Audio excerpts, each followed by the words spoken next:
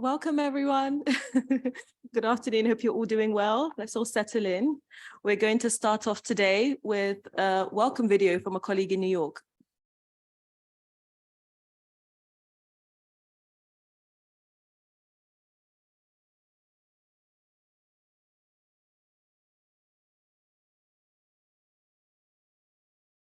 Dear United Nations partners, colleagues and participants, and all those who joined us today online from all over the world. Welcome, good morning, good afternoon, and good evening.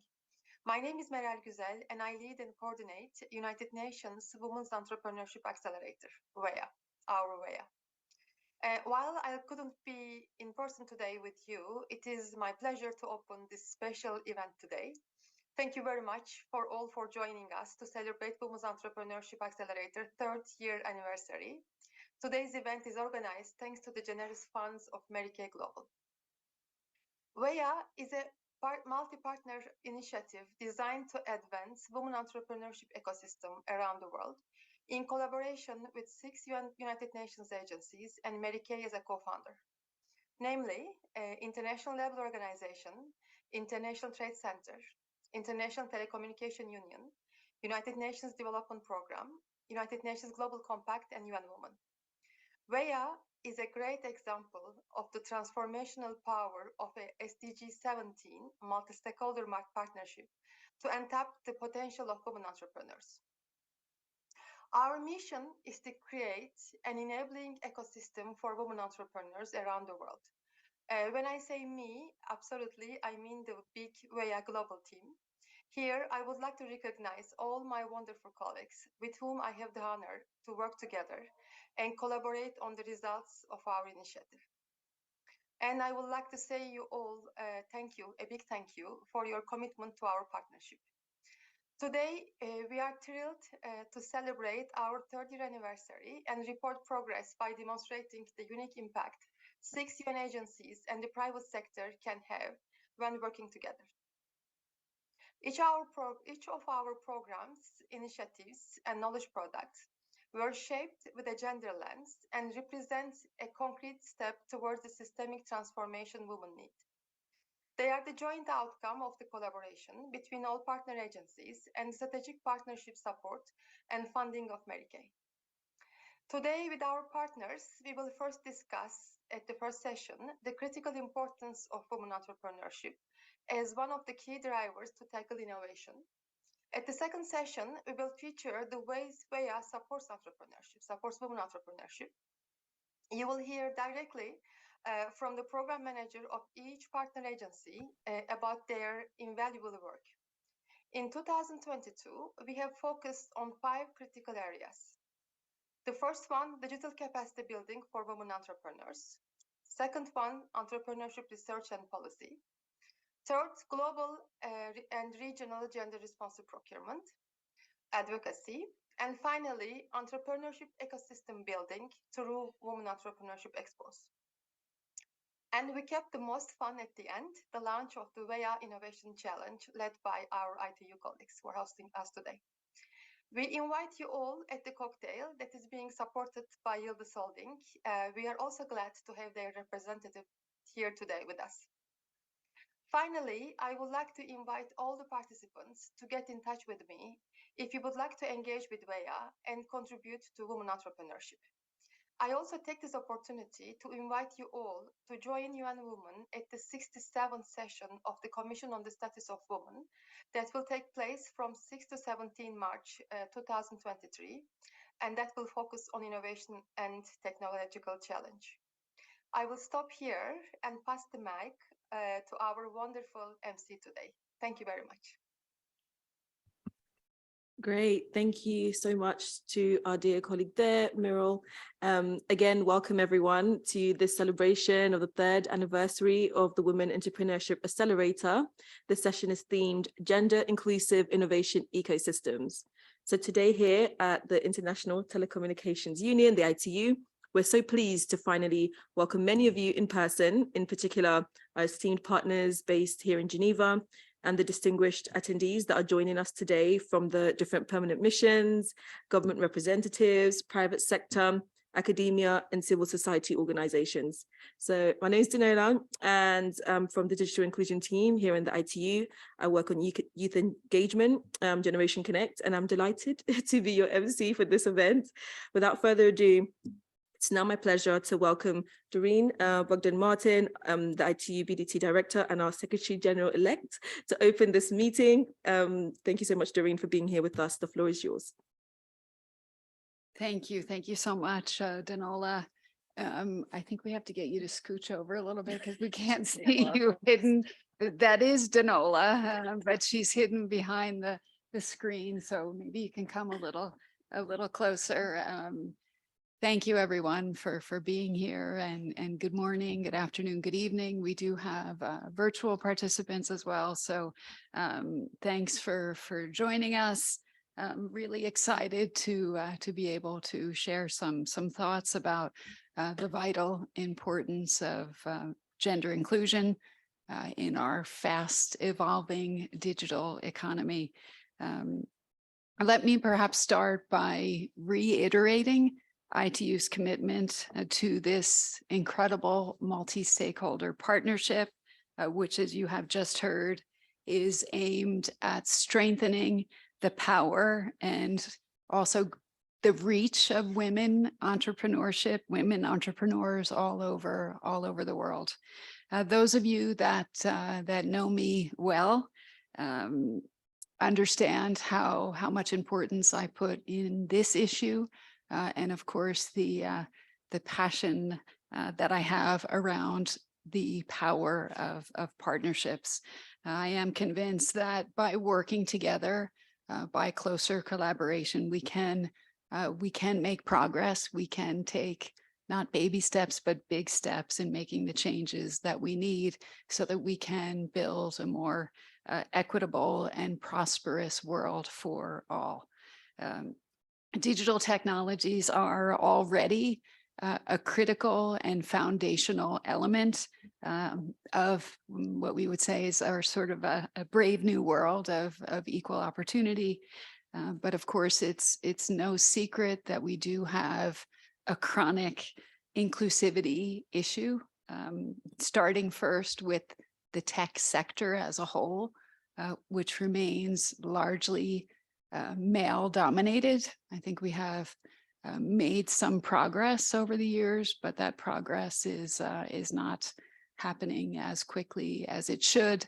And of course, we know that often getting women into the tech industry, they often don't stay. We have big problems around retention and the leaky pipeline, which unfortunately persists in our sector. Recently, I was joining a meeting with a fintech startup in Lausanne, and I guess I shouldn't have been surprised, but I was, that there were about 40 young men, so youth, that's important, but there was not a single woman. So I do think even here in Switzerland, we have much work to be done. But it's not just the tech sector, it's also access to technology. So it's kind of linked. We launched last week the ITU Facts and Figures, and I was in Addis Ababa for the Internet Governance Forum the day that it was launched. And what struck me was I was at the Internet Governance Forum some years before when I was talking about the digital gender gap, in particular in LDCs. And 4 years later, it's the same gap. It's 1 out of 5 women in LDCs having access to the internet. So the gap is shrinking in some places, but it's not shrinking where it could actually have the greatest impact. And of course, I think what strikes us, and of course the relevance to the topic of entrepreneurship, is that it's proven that there is an economic impact, and it's proven that you can increase your GDP if you actually connect women to the internet. They get the digital skills needed, they get access to educational resources, access to business opportunities, and the whole transformation of the household or the community can happen. So I think we do have to do more. It's a loss of talent. It's a loss of revenues, insights, and perspectives that all of those brilliant, unrealized innovations, the loss of opportunity for those entrepreneurial women to serve as well as inspiring role models to their own daughters and to their communities and the young women in their communities. To be specific about the economic piece, because again, I think this should really push us to move the needle. There are some estimates that if you combine the GDP of the world's low and middle income countries, that digital gender gap amounts to some 1 trillion in lost revenues, which is incredible. In 2020 alone, potential revenues that were lost due to the lack of women's access to entrepreneurial opportunities was calculated at 126 billion. So for the, I know this room, I'm preaching to the converted, but if there's any doubters out there, let's look at the economic impact. And I do think that we have to do more to develop this gender inclusive digital ecosystem. And that means that we have to work more closely with business, that we have to also work closely with civil society organizations, with policymakers and with regulators. And of course, with our UN sister agencies and partners. And that's why WEA is such an important partnership for us. On the ITU side, of course, we do our part to bridge the digital gender divide from being the co-founders of the Equals Global Partnership together with ITC, with UN Women, with GSMA. Thank you all for being here. We are over 100 partners strong, but again, we have much work to be done. I wanted to reference an ongoing project that is linked to Equals and of course also linked to WEA. And that's our work with the Enhanced Integrated Framework with EIF. What's incredible about this this particular initiative, and I recognize Loli, who has been the driving force behind that initiative, is that it kicked off in the early days of COVID. It has a focus on 3 countries, Ethiopia, Burundi, and Haiti, a focus on women in the textile industry, women in the cocoa industry. We struggled a bit to try to figure out how to get this project off the ground without being able to travel, work with people hand in hand. And we actually succeeded, and Loli has been able to go back and to visit those that we supported in Burundi and in Ethiopia. And so we were able to give digital skills to women entrepreneurs. We were able to help in the construction of their websites, and they have successfully been able to bring their products to the global marketplace. And that's a little project, but I think the impact is just tremendous. And of course, there's much more that we can be doing. We have a number of mentoring programs. We have a new network of women that supports women delegates. We have our Women in Cyber program, trying to build the pipeline of women in cybersecurity. We have our Girls in ICT Day. And of course, I have to mention that tomorrow we have our Equals in Tech award ceremony, which is not to miss. I hope you're all going to be there for that. Very exciting. We had some unbelievable nominees, and the winners are also incredible. I had a sneak preview of the profiles of those winners. And those are the kinds of examples that we need to promote, we need to talk about, and we need to support, because it is small things that can actually scale and ramp up and make an impact in closing the digital gender gap in terms of entrepreneurship and in terms of making women equal partners in the digital ecosystem. So with that, I want to thank everyone again for being here. I want to thank our partners, and I believe we're going to be handing, well, maybe I should hand back to you, Danola, who you can now see, and she will tell us who's going to jump in next. But thanks again for being here for this important effort. Thank you.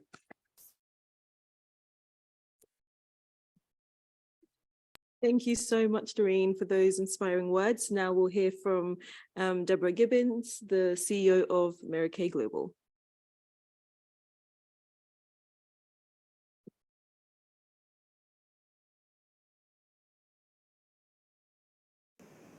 Distinguished guests, ladies and gentlemen, it's a great pleasure to be with you today from Mary Kay's headquarters in Dallas, Texas.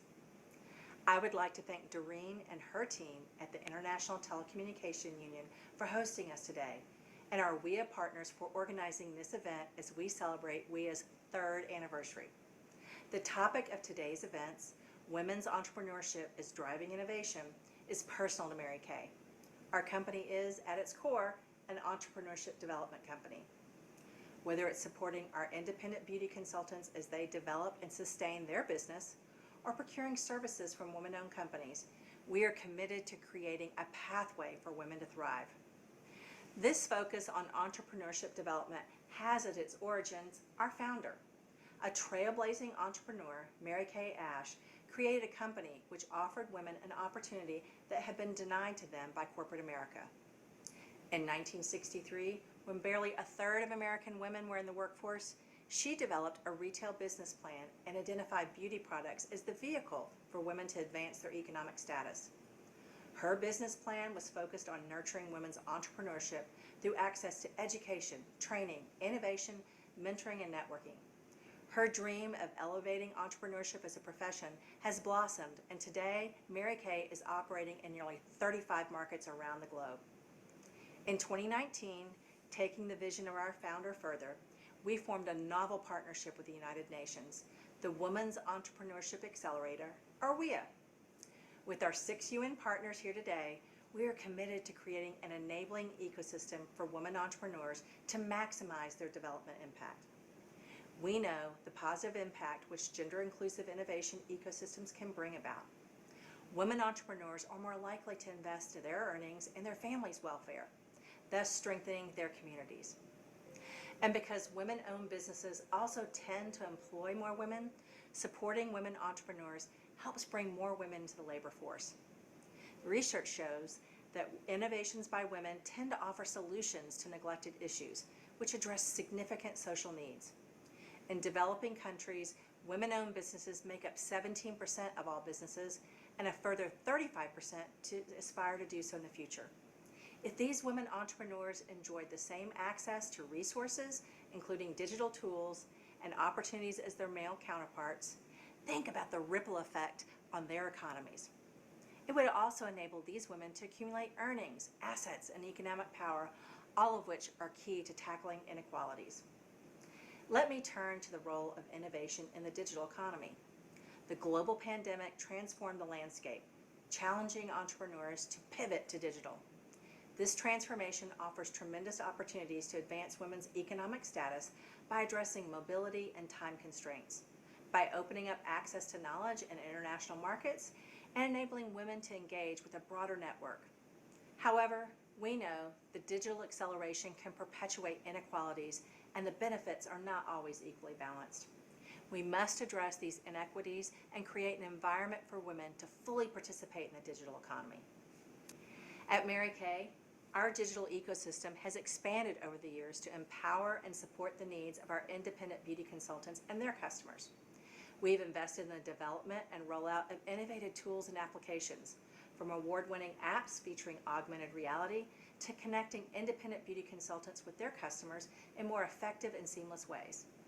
Mary Kay is also a proud commitment maker to the Generation Equality Action Coalition on Technology and Innovation. The digital economy won't wait for anyone to catch up. And by also prioritizing gender-responsive procurement, creating a conducive policy environment, increasing the capacity of women entrepreneurs to attract investment, and growing their business skills, WIA is focusing on designing an inclusive entrepreneurship ecosystem. Foundational to each of these WIA priorities is the use of digital technologies. You will hear firsthand from our UN partners in a few minutes on the amazing initiatives they have developed to foster change. Creating a truly inclusive economy is too big a feat for just one company or one industry to shoulder. We need more cross-sectoral partners to scale this work. With WIA, We have a turnkey platform to shape a more equal and inclusive digital marketplace in society. Let's not miss out on this golden opportunity. Thank you.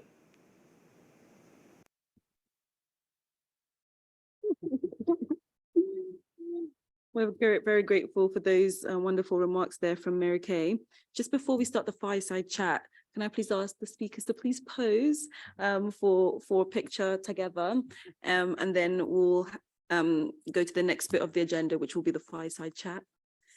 Maybe standing might be best, just to, if you all don't mind.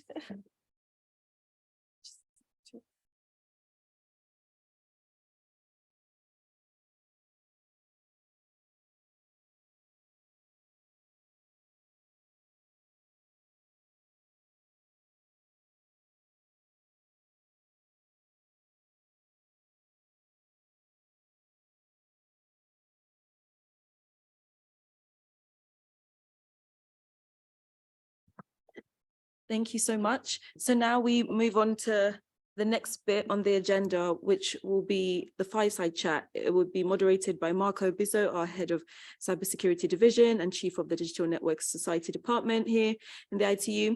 Thanks for being here with us, Marco, and I hand over to you. Thank you, Dunola. And hi, everyone in presence and offsite. And thanks again to also the participant offsite that have provided a video message. Thanks, Doreen, for your word as usual. Inspiring. I'm already converted, so no need here. Maybe let's try to convert someone else. So, well, this is a fireside chat that by definition is a chat. So let's try to get a little bit more informal here. So remove your shoes. If you're a gentleman, remove your ties.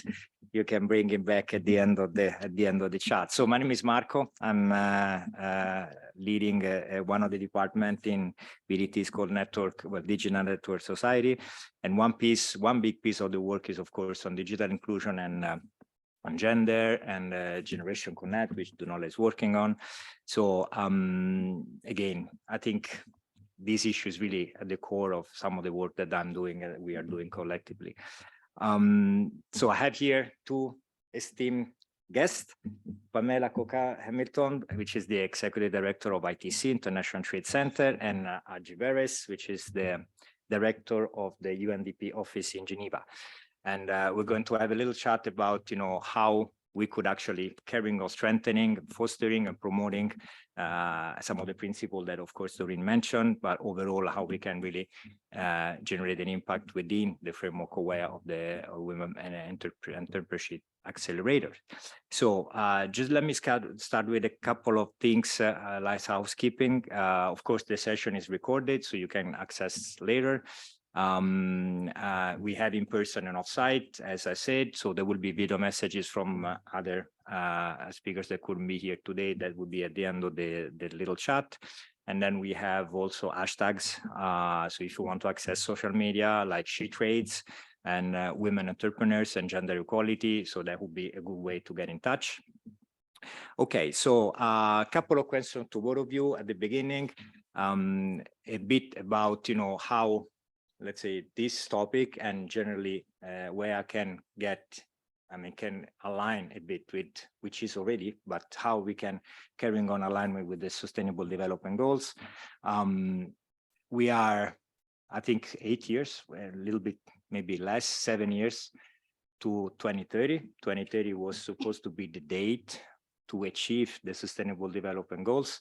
There is a little bit skepticism around if we are going to do that or not.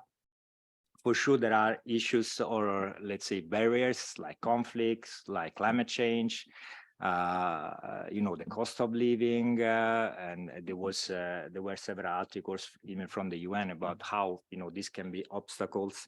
COVID, of course, to the achievement of the goal. But despite that, the UN also is investing a lot in gender, and as Doreen said, there is a significant return on investment in having women engaged into the entrepreneurship and to the leadership roles and everything. So there is an obstacle and opportunity at the same time. So Pamela, how, for example, ITC is managing that? How is addressing the gender piece, and what you are doing as an organization to address that kind of challenges? Thanks so much, Marco. It's really good to be here. Thank you for having me here, and congratulations to Doreen.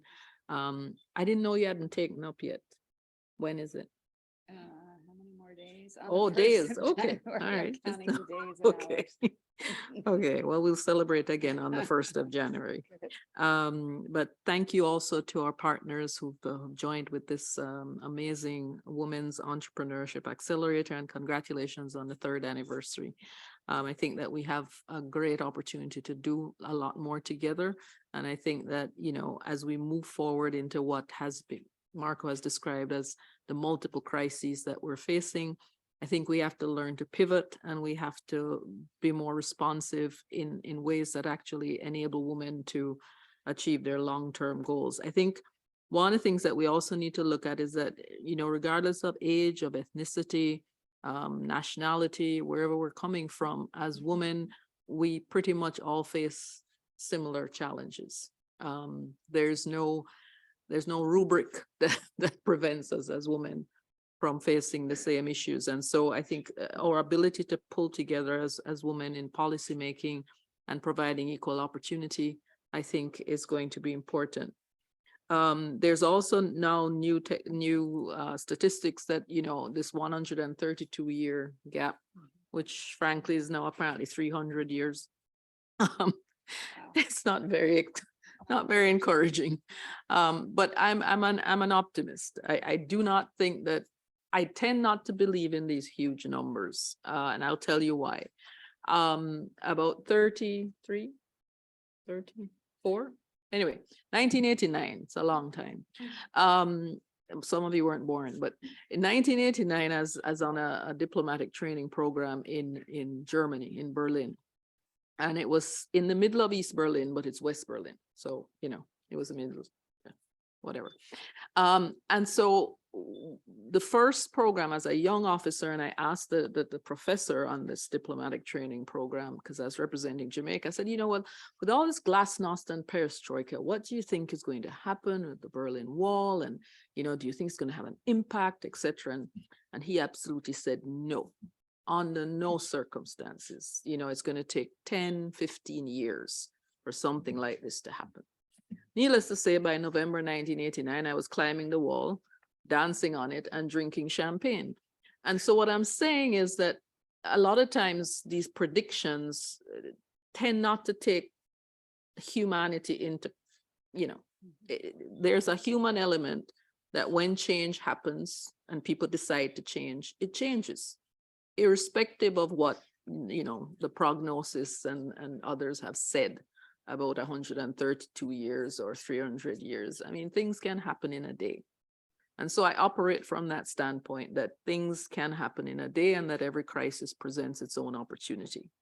And I think this particular crisis, or multiple crises that we're going through, does present that opportunity, because what it does do is allow us to recalibrate the way we're going to build back better and how we're going to move forward to make our economies more equal. And so I think for us, it's putting more women at the center of the rebuilding, of the empowerment, and of the recovery.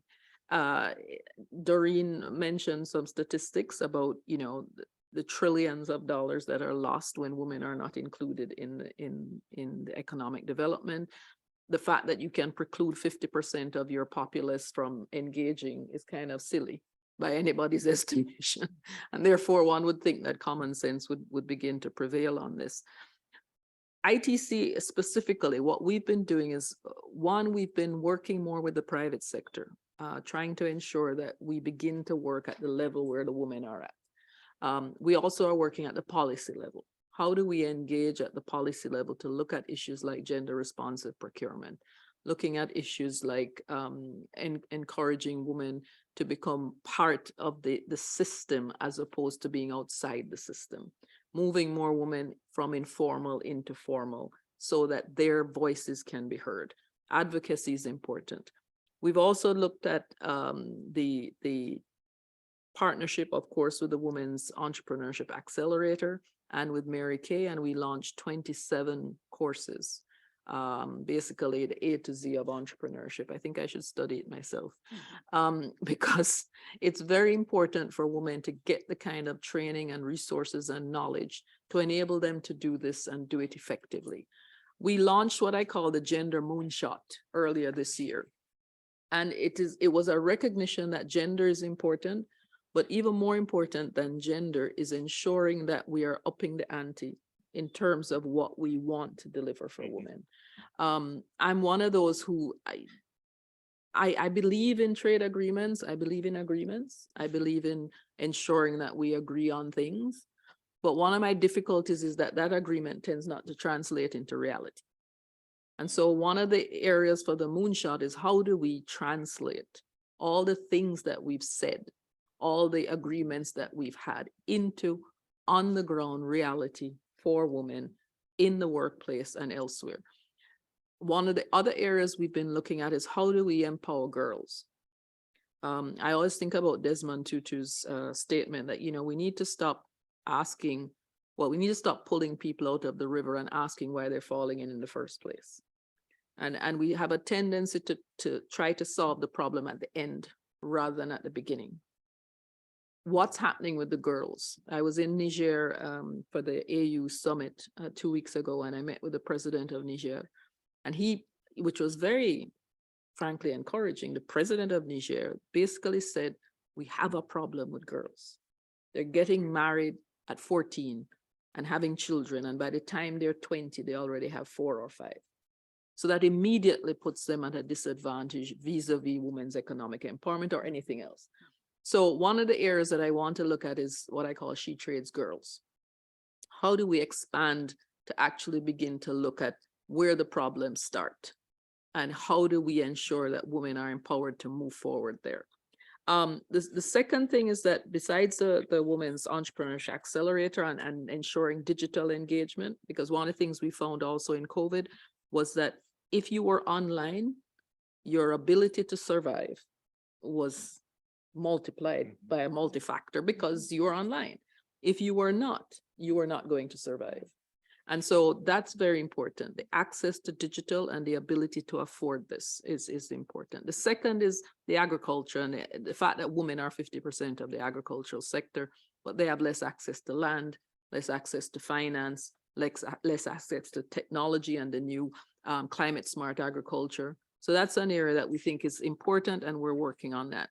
And then the third is looking at what Doreen mentioned about the profitable sectors. The most profitable sectors are in STEM. And where are the women? Not very present. It's up 32%, but I really think in some cases it's actually 5%, depending on where you are. 32% must be Europe or the United States, but in part of the world that I come from, I don't think it's that high. And so we want to be able to ensure that more and more girls are getting involved in this aspect so that by the time they get to 25, they're actually writing, you know, the AI and all the various things that matter to us. And I'll end with one last anecdote. One of the things that has concerned me also is if we have less women and also less women of color in spaces like this, then we have less responsive decisions and technology working for us. I was at COP27 and it was wonderful. Egypt is glorious. And Sharm el-Sheikh was wonderful. Huge thing. First of all, I decided after the second day that the reason we're having issues is because there were no women in the planning. That was clear to me. One bathroom, of course, there were lines for the women's bathroom continuously. You had to kind of strategize which time you were going to take to get there in order to get in. There was no water available, generally speaking. Eventually, water came in. There was no process by which you could get food properly.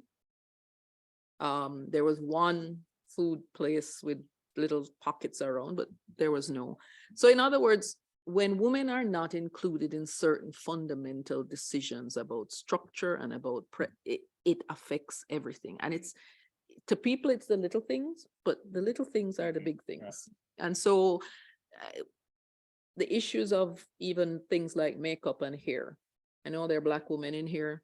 There's a huge study now about what's happening with Black women and how many of us have been having endocrine issues, endometriosis, all linked to the chemicals that we have to put in our hair in order to fit into places like this so that it's straight.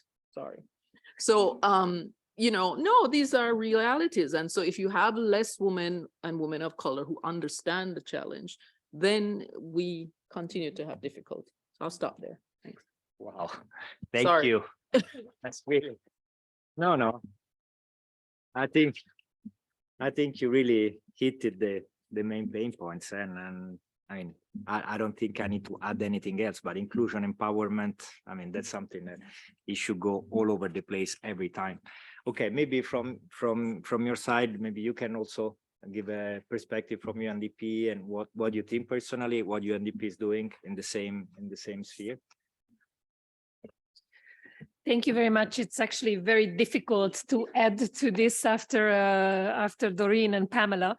And also, I don't want to make the picture even dire that it's already sounds like. I have a lot of statistics here that I was supposed to be sharing with you, but I feel like then the fireside chat becomes a little bit of a depression therapy in this room. But I do want to say, though, that I think we've had this challenge for so many years. Just in my career working in development, I do feel that the numbers are the same, but recently they gotten even worse. And I think that's the major problem. So that's kind of what I want to add to these statistics and the quotes about women. I mean, partially it's the pandemic, which reversed the advancement that we had and some of the critical gains that we had on women's participation, whether it's economic, political, or social. And now partially this kind of compounded crisis that we are facing. But I think one of the things that the pandemic actually showed of the reason why we see this reverse, and that actually emphasizes the problem that we have with that, is that even when women are gaining per se in their economic and political and social advancements, a lot of the times it's really restricted to sectors, to areas, to approaches that are short-term, that are not sustainable, that are really hanging on a couple of particular anchors. So who is hit first? The small entrepreneurs. Who are the small entrepreneurs? A lot of the women who are like self-made one. Who is also the gray economy, the gig economy, all of these that, you know, puts also women in that category that, I mean, partially it's those that were already kind of near poverty or near on that line. But what we also see now is that this kind of crisis we are facing, whether it's a pandemic or now the consequences of war and energy security, food security, that we actually have this layer of a bit of a middle layer who were not poor enough to benefit from support before or the social safety nets. They were okay, but they were also not established, rich, and kind of anchored enough that allows them to have the kind of safety nets behind them that would allow them to gap such uncertain times. So there is this kind of in-between middle layer that falls through the cracks because they are not caught up by the social protection systems, but they also not benefiting from the usual kind of self-protection systems that are there. So this, I think, is particularly hitting women. And what we also see is hitting women not only in developing countries, but we see now developing country effects, statistics in developed countries. Even just if you look at Europe, my own country, coming from Hungary, we can see impacts that we have not seen before. So this is, again, I don't want to be depressive, but I think we need to take this very, very seriously.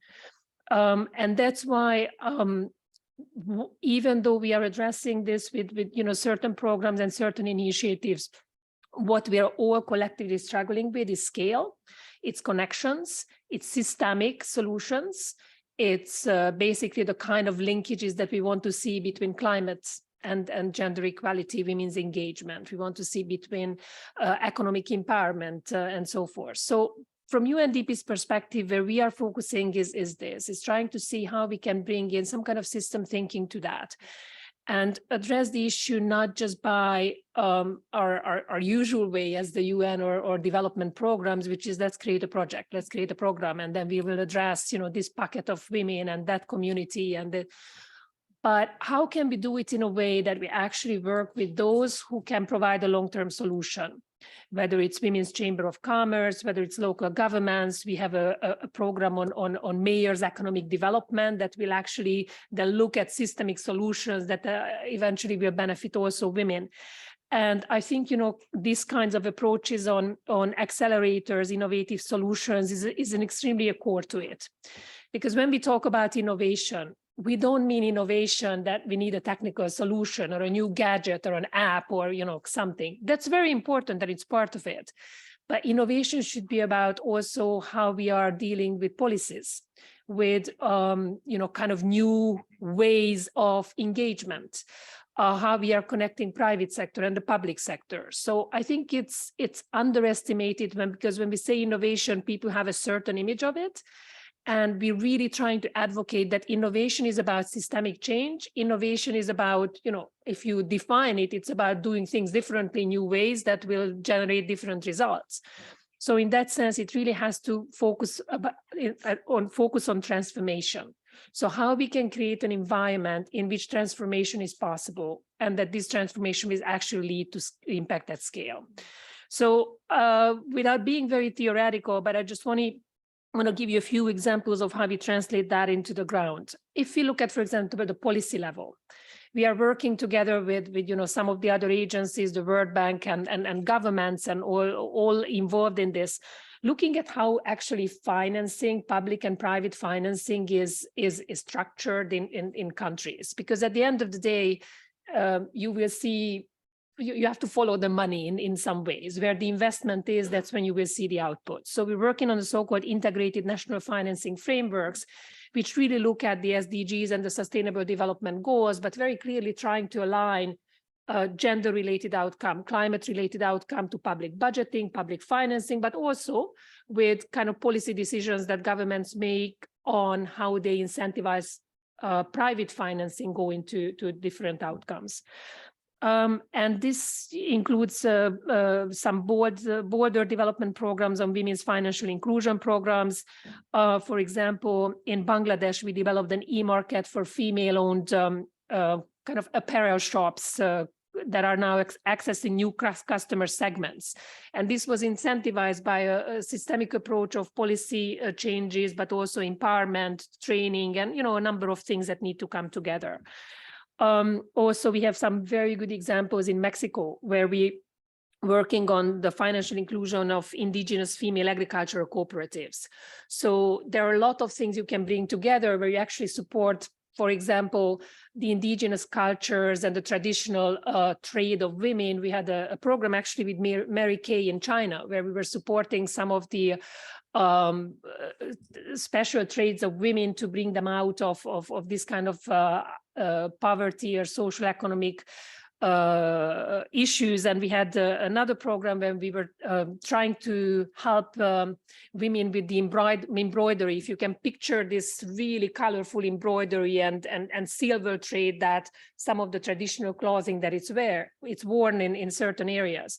So, how can you keep that traditional culture, but use it for lifting out people out of their situation and connecting it to what is kind of like a part of the economic system. So one example was here to connect them with the fashion industry and online commerce and trade. So what used to be a little activity at home of doing this embroidery for themselves was then connected to really high kind of fashion industry and then the e-commerce on online trading. So these are just some of the examples of how this can be translated. And I think you will have some other questions as well, but just to mention that, of course, in the Women Innovators Program. We have several examples in the Arab states. We have in Central Asia and Eastern Europe as well, where we're focusing on kind of regional acceleration programs that really trying to bring the systemic change forward that I mentioned. And women entrepreneurs across the region are now bringing these innovative solutions back into the process, so they can also kind of feed back and see how to do this differently. And if you allow me, just one little point I wanted to make on what Pamela was saying, it's on STEM, women and STEM. I think that's a perfect example how somehow the connections can be made better, because in general terms, I can say without exaggeration that but maybe with a bit of generalization, that the education system of today is putting out educated people who are actually not fit for the job market. I think that's kind of generally true if you look at what the skill sets universities provide, and then the private sector spends endless resources on retraining them and training them in the way that they can be employed. And this is even more prominent in the STEM sectors, and especially when it comes to women.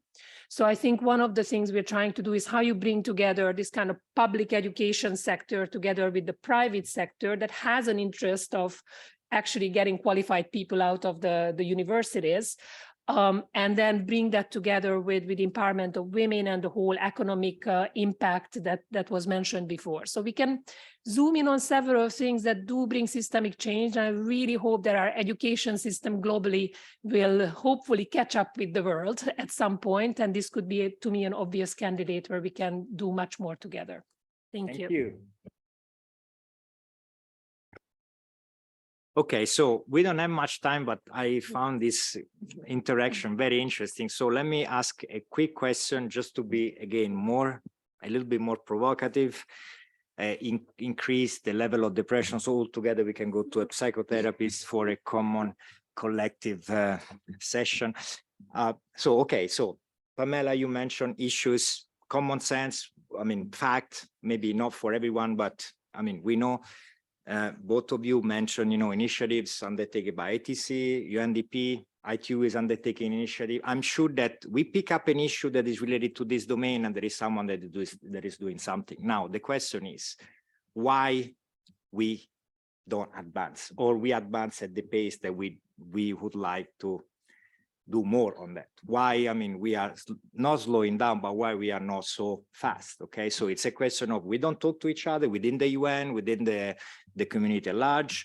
Everyone wants to keep things in his or her own garden. I mean, it's a question of lack of systematicity or lack of a systemic approach. So the power of partnership is there. Everyone is talking about that. SDG 17 is about partnership, but still, there is a certain, at least I feel, being in the UN for a long time, a certain, issue exactly about, so what, I mean, just 2 minutes, just a quick reflection, then we close it up, and then we have video messages from the others. But I wanted to tap in your brain on that, because I mean, you mentioned initiatives. There are so many, the initiative, why we cannot work together.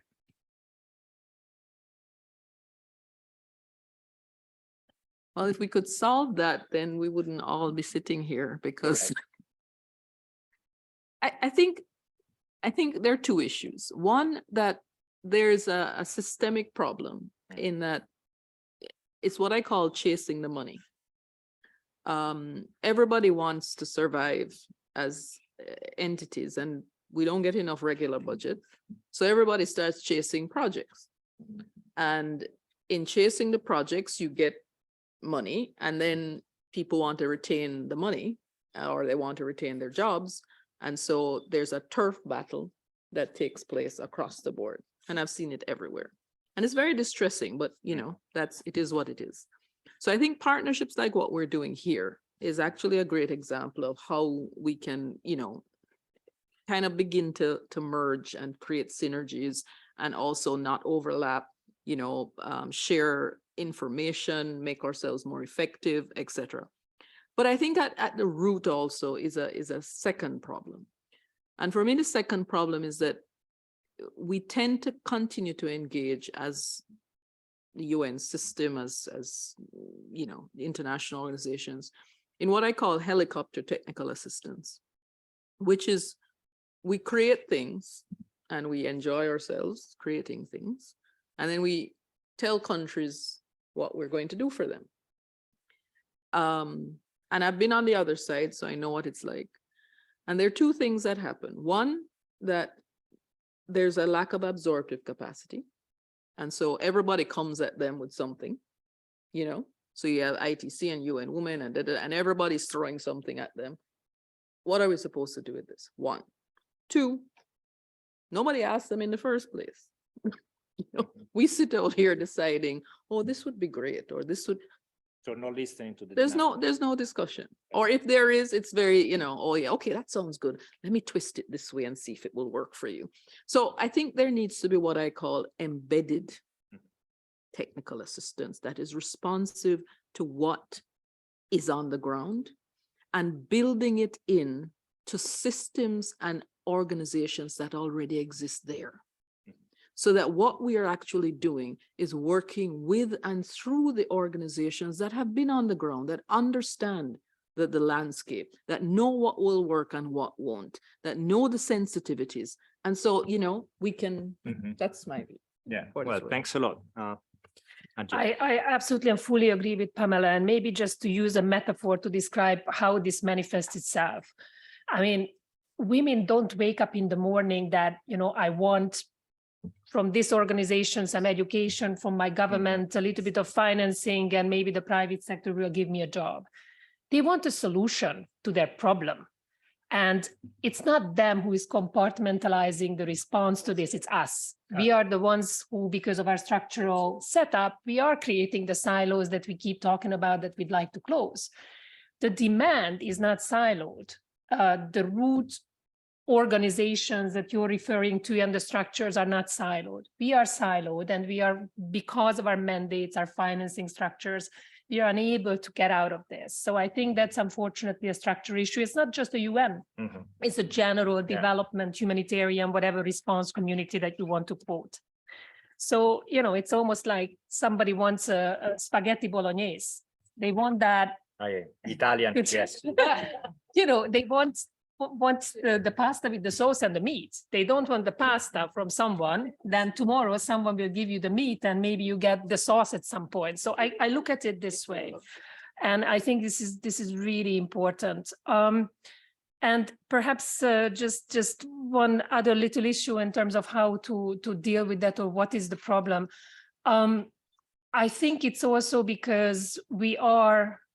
I mean, you mentioned partnerships, and I think that's a good way, of course, to describe it. That's how we usually do it. But we're uncomfortable with working with those who are not like us. So that's, I think, another honest response to this. We work, you know, somebody said it at the beginning, we're talking to the converted. Where are the non-converted? Yeah. And how are we trying to reach them? That's one. The second is usually the women we actually work with are those who want to work with us. But there are other women there who we may be a little bit more uncomfortable or not able to reach. And there are many others that could be, you know, labeled with gender or other things. So I think we have to push ourselves and go out there and to work with those who don't want to work with us. Otherwise, we're not going to solve the problem. Thank you. I agree, of course. And well, I consider this as really a call for action for everyone, because I think, you know, if we start talking to ourselves and, you know, a little bit more frankly and go toward give and take rather than saying, wow, this is what I'm doing and that's it, you know, maybe we could change a little bit. By the way, I do a fantastic spaghetti alla bolognese, so maybe that could be a way, you know, to get everyone together around food. Yeah, all right, good. Okay, so we have we stop here because we don't have much time. We had 3 video messages from Vic Van Buren, which is the Assistant Director and for Job and Social Protection and Director of Enterprise Department at the ILO. Long title, I'm sure he will have lots to say. Then Sandav Jambo, which is the Assistant Secretary General and the CEO of the UN Global Compact. And then Anita Bhatia, which is the Assistant Secretary General and the Deputy Executive Director of UN Women. Before launching that, I really want to thank you, both of you. Thanks a lot. It was really fun. Thank you. Just a big applause. And then let's go with the videos. Thanks a lot. Hi, everyone. Let me begin by congratulating the Women's Entrepreneurship Accelerator partners for the ongoing collaboration as we mark the 3rd anniversary of this partnership. Joining forces with like-minded and results-oriented allies like you enables us to build continuity which is otherwise unattainable or its own. By working together, we can certainly succeed in our collective goal of supporting women entrepreneurs globally. A fellow citizen, a dreamer, once said that freedom cannot be achieved unless women have been emancipated from all forms of oppression. These are the words of Nelson Mandela in 2004. Today, those words sound truer than ever. We are failing at delivering the promise of the Agenda 2030 for an inclusive and sustainable development if we continue in this path. It is urgent to make the necessary changes in the way we produce transformation and deliver that transformative agenda. Gender equality and women entrepreneurship is a key driver of social and economic development. It is estimated that women own and manage more than 1/3 of micro, small and medium enterprises, including as self-employed workers. Yet, women tend to be less active globally than men when it comes to startup activity, representing 2 out of every 5 early-stage entrepreneurs that are active globally. Additionally, barriers for women in business still exist everywhere due to unequal access to finance and professional education, as well as participation in global value chains.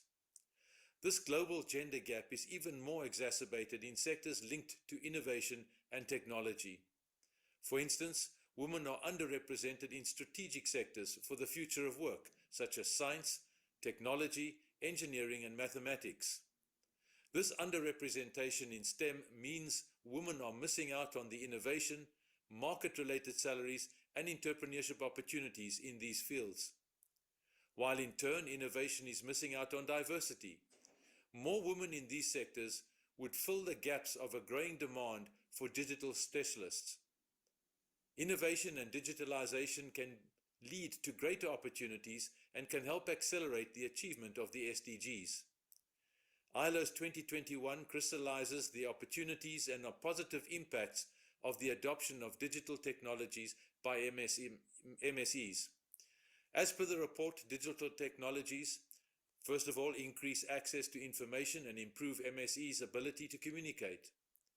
They help companies to trade more easily and across greater distances with both customers and supply chain partners. They offer greater financial opportunities with the addition of digital finance services and open up new pathways towards MSE formalization. They foster entrepreneurship by providing new opportunities for ongoing businesses and offer more opportunities to MSEs to operate more sustainably. At the same time, going digital can present challenges to small businesses, particularly those led by women. Limited access to digital infrastructure, low readiness to adopt digital technologies, technical and soft digital skills shortages, as well as digital security and data protection are among the various challenges that MSEs face when incorporating digitalization. Moreover, women entrepreneurs face additional constraints imposed by their social environment, including restrictive gender role expectations, restricted access to education and finance, and higher non-business limitations on time and mobility. For women entrepreneurs, digital technologies can potentially enhance management practices, improve market intelligence, and create virtual access to regional and global value chains. By supporting women entrepreneurs in the transition to digital, we can ensure they benefit from the full potential of new technology while simultaneously ensuring that digital adoption does not compromise decent work. We must collaborate on fostering a more inclusive environment that enables women to innovate and embrace digitalization. Ensuring a gender lens innovation and digitalization approach is key to not perpetuating gender stereotypes or magnifying the gender gap. To achieve this, all actors involved in the entrepreneurship ecosystem should work on structural measures to promote gender-sensitive innovation, which include investing in education and capacity building, boosting evidence-based research, and making it simpler for women entrepreneurs to launch new businesses, especially in new and non-traditional sectors. The ILO's contribution to evidence-based advocacy under this partnership and beyond sheds light on the gender gaps that women have to overcome to start a business, innovate, and compete in digital spaces. The ILO Women's Entrepreneurship Development Program works to address some of these barriers with holistic intervention approaches and models. At the policy level, the ILO WED has developed a framework to evaluate the conditions affecting women's entrepreneurship at the country level. The Women's Entrepreneurship Development Assessment is a research tool that proposes 6 key framework conditions for women entrepreneurship development, along with a thorough methodology for gathering and combining data into an actionable report. In it, we look at the access to information and communication technologies, and our findings corroborate what has already been shared. There are few and sparse programs specifically aimed at ensuring proper access and control over ICTs. Women's access to technology may be improving, though their more limited exposure to its varied uses means technology's potential to support enterprise creation, consolidation, and growth remains limited. By assessing these framework conditions, including ICTs, the ILC support national stakeholders to identify targeted and strategic recommendations that can unleash the potential of women entrepreneurs to generate decent jobs for themselves and others. Partnerships such as the Women Entrepreneurship Accelerator, with specialized agencies coming together to align efforts, can deliver real transformative change. All the WEA partners are carrying out outstanding work in paving the way for more inclusive entrepreneurship environment with innovation at its core.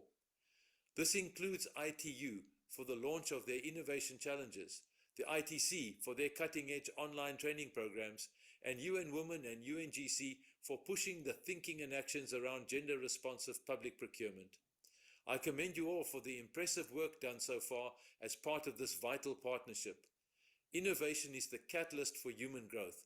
It is about new ideas and ways of working.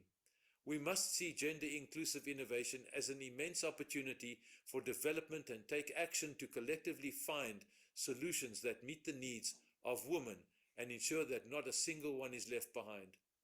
The empowerment of women is not just good for business, it benefits whole societies. Women are powerful agents of change. I thank you.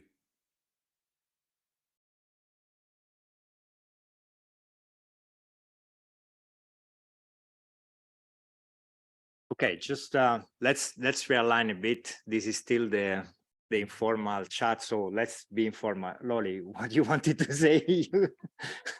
you asked me to say something, I didn't get it. That everyone is welcome here outside. You Okay. can get your coffee and water, some refreshments.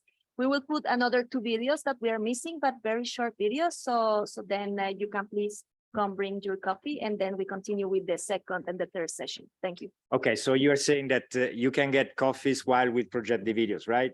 Okay, so can we get out from, yes, that's good. So video will be projected, and then, thank you. And then we carry on. Thanks a lot. Thanks a lot to both of you. It was really nice. Nice discussion. Yeah, we should do this more often.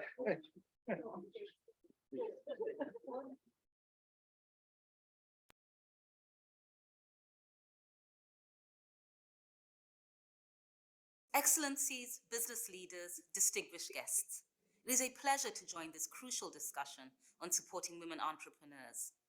First, my sincere thanks to ITU for hosting, and to my colleagues at the Women's Entrepreneurship Accelerator for your commitment to this important issue. In the recent decades, we've made significant strides towards gender equality, including progress in the private sector. Women's participation has increased in leadership, and businesses have proven essential in driving economic and financial performance worldwide. However, as we all know, businesses are facing unprecedented global crises. Conflicts are raging around the globe. Countries are struggling to build back from the COVID-19 pandemic while still dealing with new infections. Climate change is causing loss, damage, and destruction. This array of headwinds, including inflation, the energy crisis, food crisis, and conflict, are upending the global economic outlook. And women are disproportionately impacted by the economic fallout from all of these crises.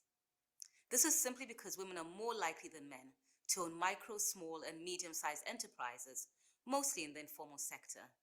They are far more likely to shoulder the burden of unpaid work, and they're less likely to have access to assets, property, and financial services.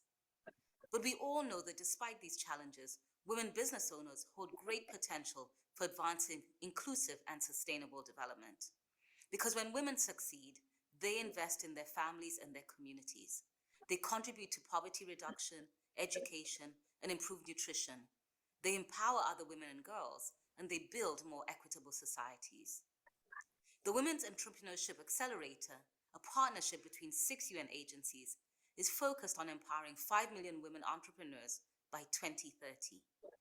Not only does this coalition directly support women entrepreneurs, it also focuses on how to better position these women as meaningful participants in global supply chains through gender-responsive procurement.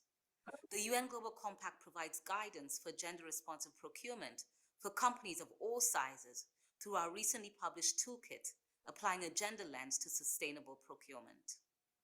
Advancing gender equality in supply chains is not only the right thing to do, it is also a smart business strategy.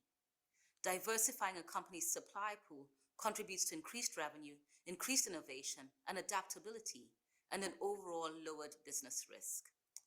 So, dear friends, I'd like to personally invite all women business owners, and all businesses indeed, to adopt gender-responsive procurement strategies and ensure that your companies actively drive gender equality across your supply chains. We need women's skills, women's talent, and women's leadership to solve the world's biggest challenges, from tackling climate change to rebuilding economies. And if we are to achieve a more inclusive and sustainable world, we must tap into the full potential of women entrepreneurs. Thank you.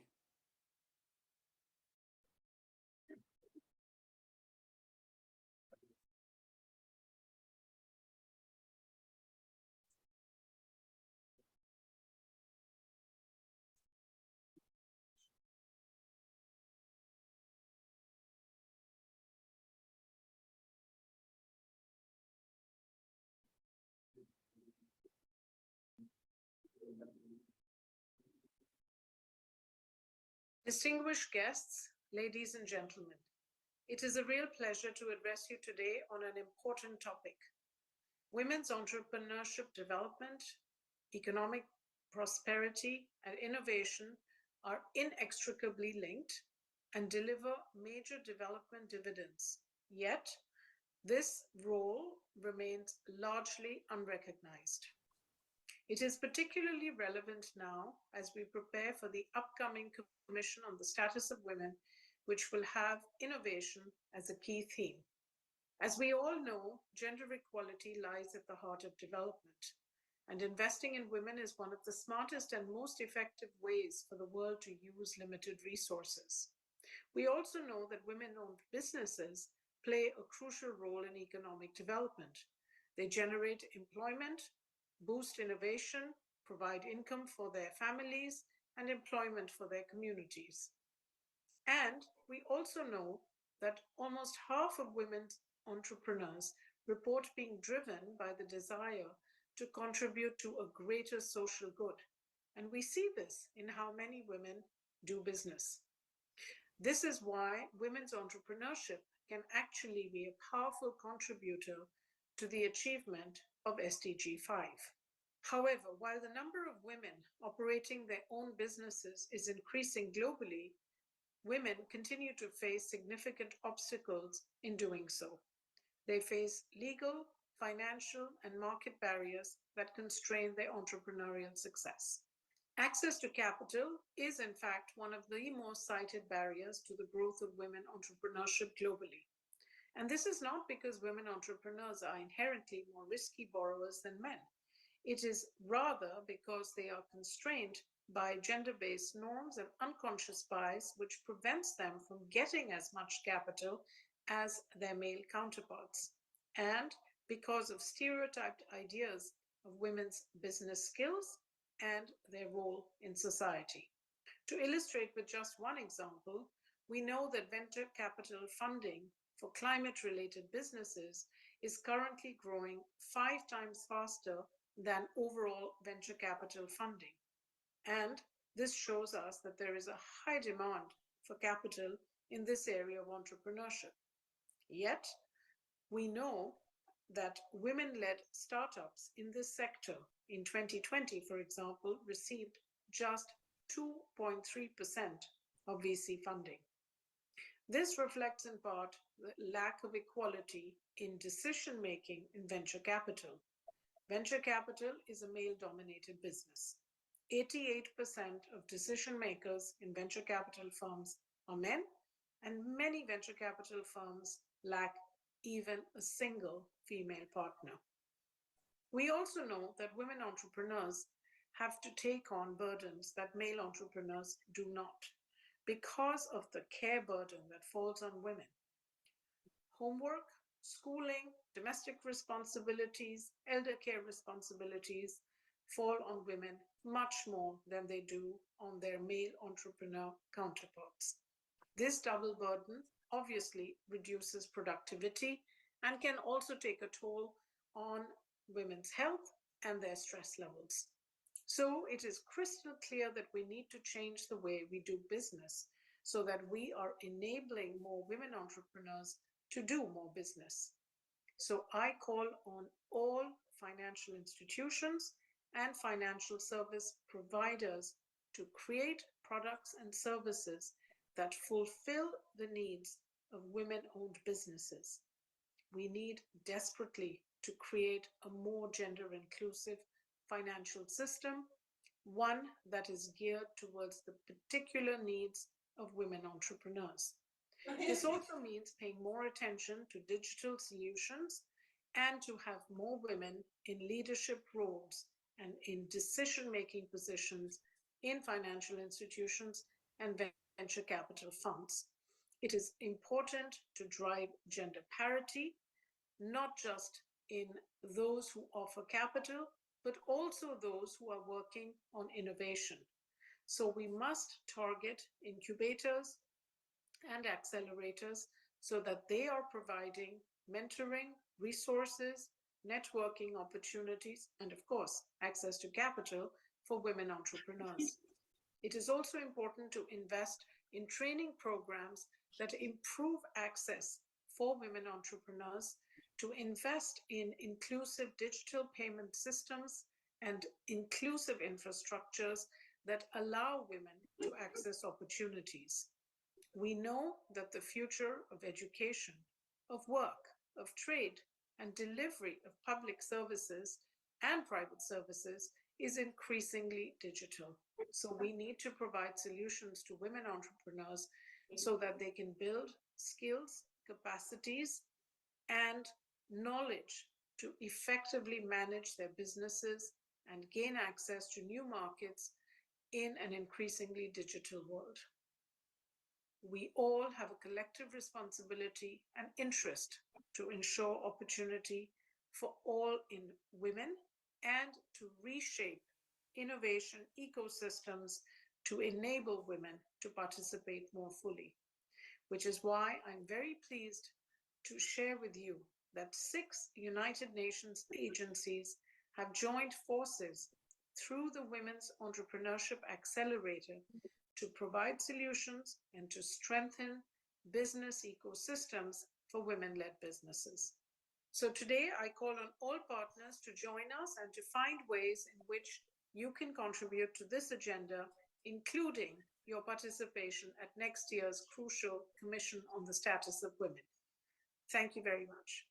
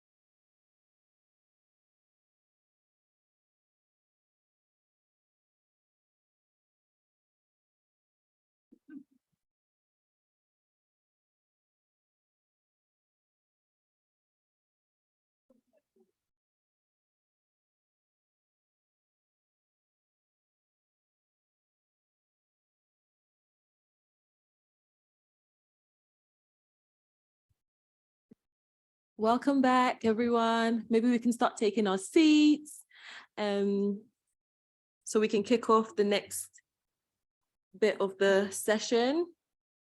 Hope everyone's well refreshed with some water, some tea, some coffee, some refreshments.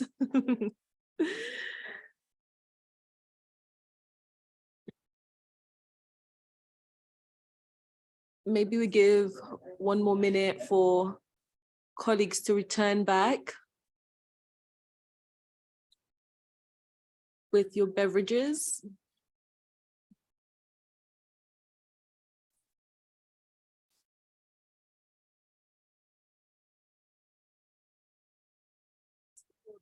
Yes.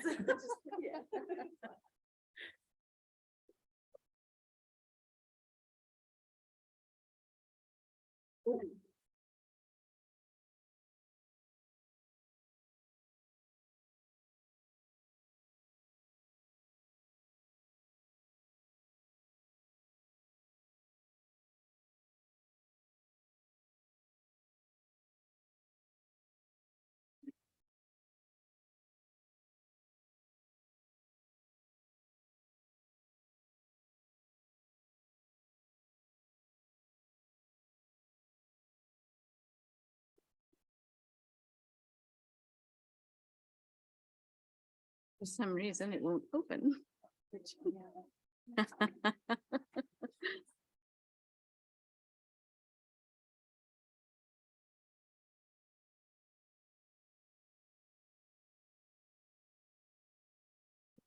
So if we could all please take our seats so we can kick off this next session.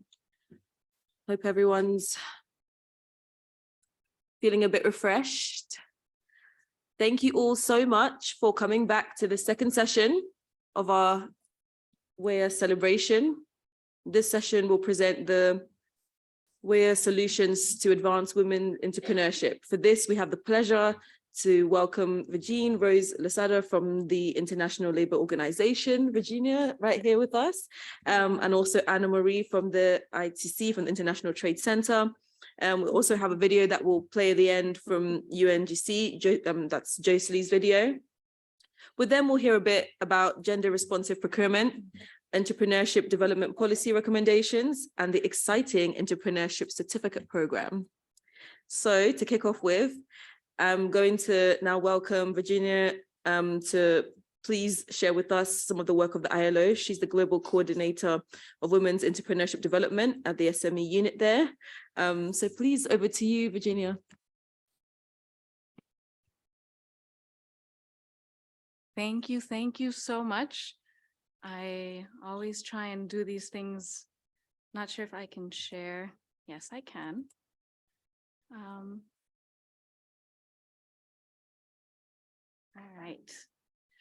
All right, well, good afternoon, good morning. It's a pleasure to be here. I think you've heard we've heard some really great stuff in the panel right before us, right? In terms of how do we get innovation in women's entrepreneurship development. I'm actually really thrilled to finally get to meet my colleagues in crime with the Women's Entrepreneurship Accelerator. I joined the partnership about 2 years ago, and so everything has been online. And so when the idea of doing something in person came up, it was just too good to be true. So I'm actually, we only just met Anna Marie and myself physically, and it's always interesting to see, to kind of relate, right? So anyway, so my name is Virginia Rose Losada, and I work for the International Labour Organization. And for those of you who don't know, the ILO is the oldest standing UN agency. We were created in 1919 after the First World War, and with the idea that through work came peace. We are also a tripartite organization, meaning that we are represented by governments, by workers and employer organizations. And why that is important, because that is how we promote policies and programs and how we work. The ILO has had a program on women's entrepreneurship development since the early 2000s.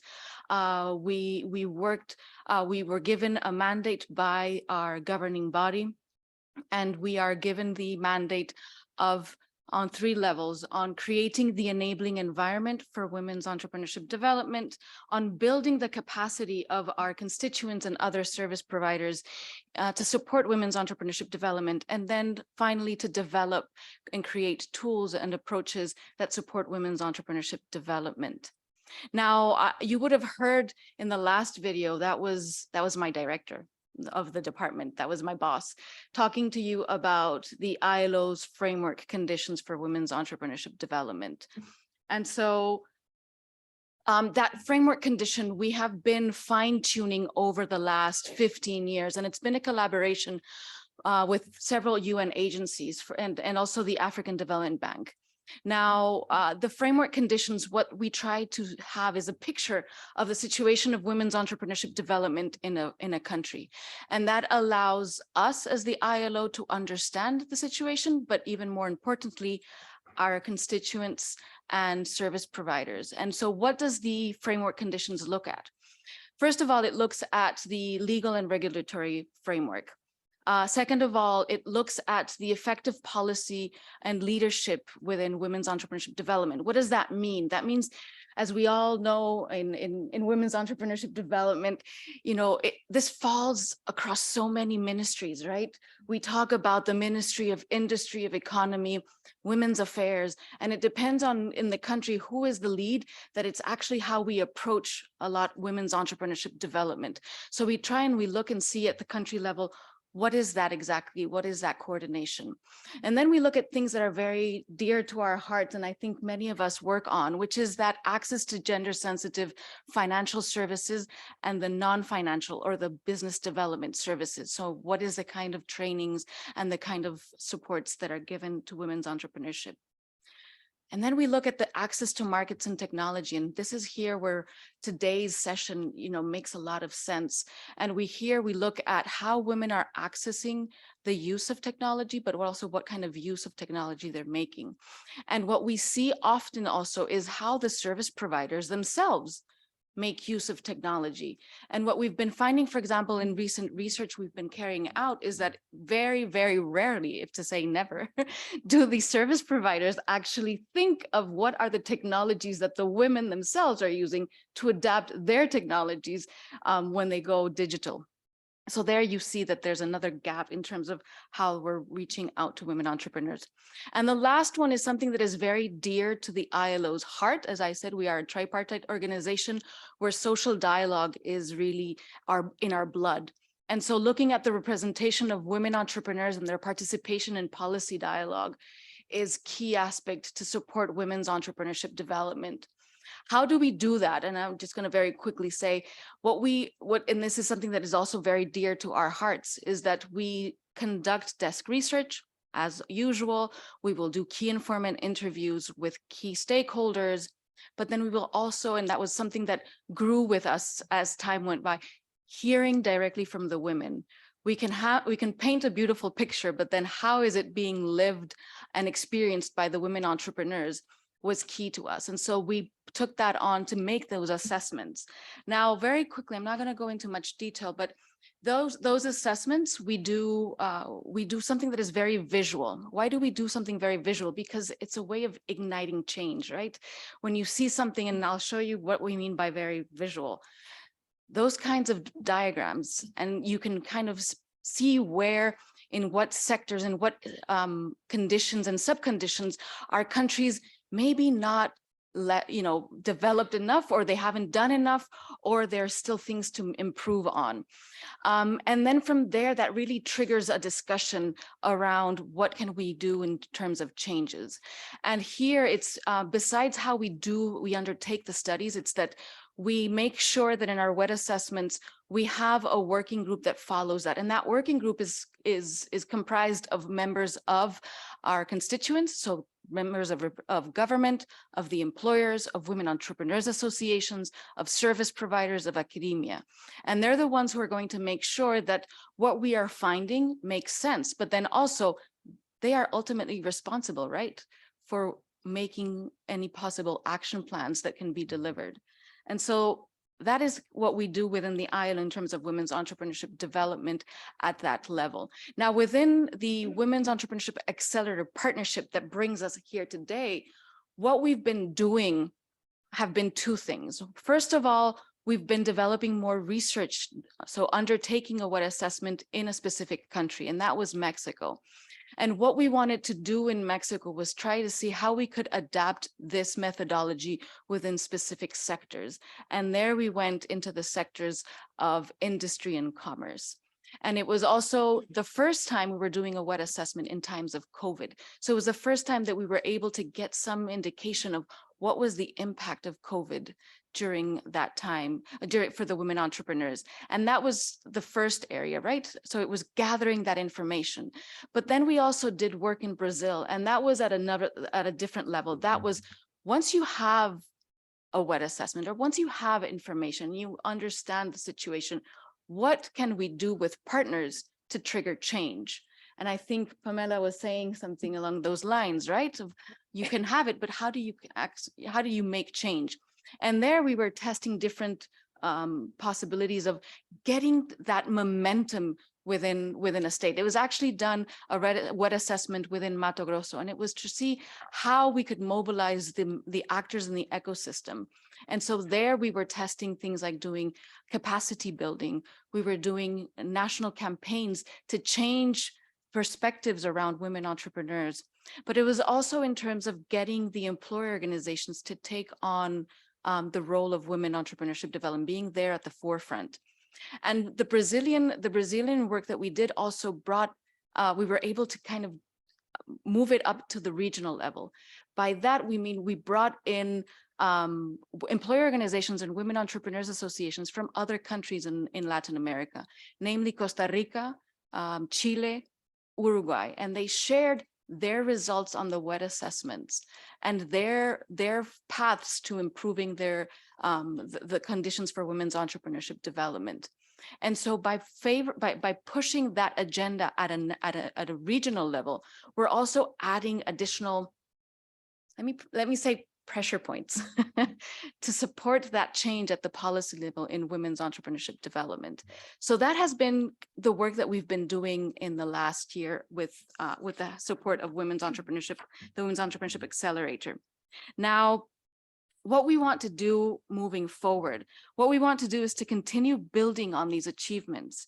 We wish to further deepen and expand the research and the policy agenda in women's entrepreneurship development. We'd be, for example, thrilled to collaborate as ITU with a new member in terms of that angle of digitalization. We have a little bit in those wet assessments, but how can we deepen that knowledge? At the other side, an element that is dear to the ILO's heart currently is actually maternity protection and access to care. And so here we're trying to explore how we can more systematically include maternity protection and access to childcare services. This has been something that we've been looking at, and women entrepreneurs themselves see that the motherhood employment penalty is really impacting their ability to start and grow sustainable businesses and even decide when they want to have children and how many. In many countries, this is compounded by the fact that women entrepreneurs are excluded from childcare related policies or struggle to access affordable and quality childcare services. So that is an area that we want to push forward in the moving years. In addition, we want to look at the sectors of value chain development. We see how there are more and more organizations working on value chain development, but how do we ensure a gender inclusive service value chain development? So those are just a few areas that we hope to collaborate further with. And with that, I really look forward to the years to come within the Women's Entrepreneurship Accelerator. I also want to remind ourselves that we are within the 16 days of activism to fight against gender-based violence. And this year, it's really about that collective voice, that push for women's organizations, right? And I just wanted to also remind that Women's Entrepreneurship Accelerator, women's entrepreneurship organizations have a big role to play in there. And that is an area that we also promote and that we support. And with this, I thank you so much for your attention, and I'm happy to take any questions and looking forward to talking to you more. Thank you so much. Thank you so much, Virginia. It's really incredible to hear about all these achievements that have happened in such a short space of time. And of course, it's very exciting to see a bit about where we could even go further. Now I'm going to hand over to Anna Marie, the Partnerships and Program Manager of She Trades at the ITC on the Certificate Program of Entrepreneurship. Anna, you have the floor. Thank you. Thank you. Well, online, good morning, good evening, good afternoon, good evening, everyone. I do hope you still have a bit of stamina and energy and attention to follow me here after so many videos, after so many presentations. I think the discussions were great, but please, I don't want to take much time between you and the cocktail and the innovation launch. So that will be fast, but bear with me, bear with me. I come from the International Trade Center, and my boss was speaking here right before. And I think gatherings like this, they really motivate us to think in more inspirational and impactful ways. So I was just going down, you know, the floors with her, and we were just thinking about why not thinking about this Spaghetti Bolognese initiative, where basically we bring all these different UN agencies around the table with ministers, with gender ministers, to talk about health, led by WHO, about trade, led by ITC, about digital skills, led by ITU, and so on and so forth. So I think these are the moments where we need to be discussing, and I think you guys can also, you know, speak amongst yourselves as well, and please come talk to me later if you have any questions. So I come from the ITC. We are 50% United Nations. We are 50% World Trade Organization. What we try to do, we try to help small businesses increase their competitiveness, and then we connect them to markets, international markets. And we work at different levels. We work with policymakers. We help them understand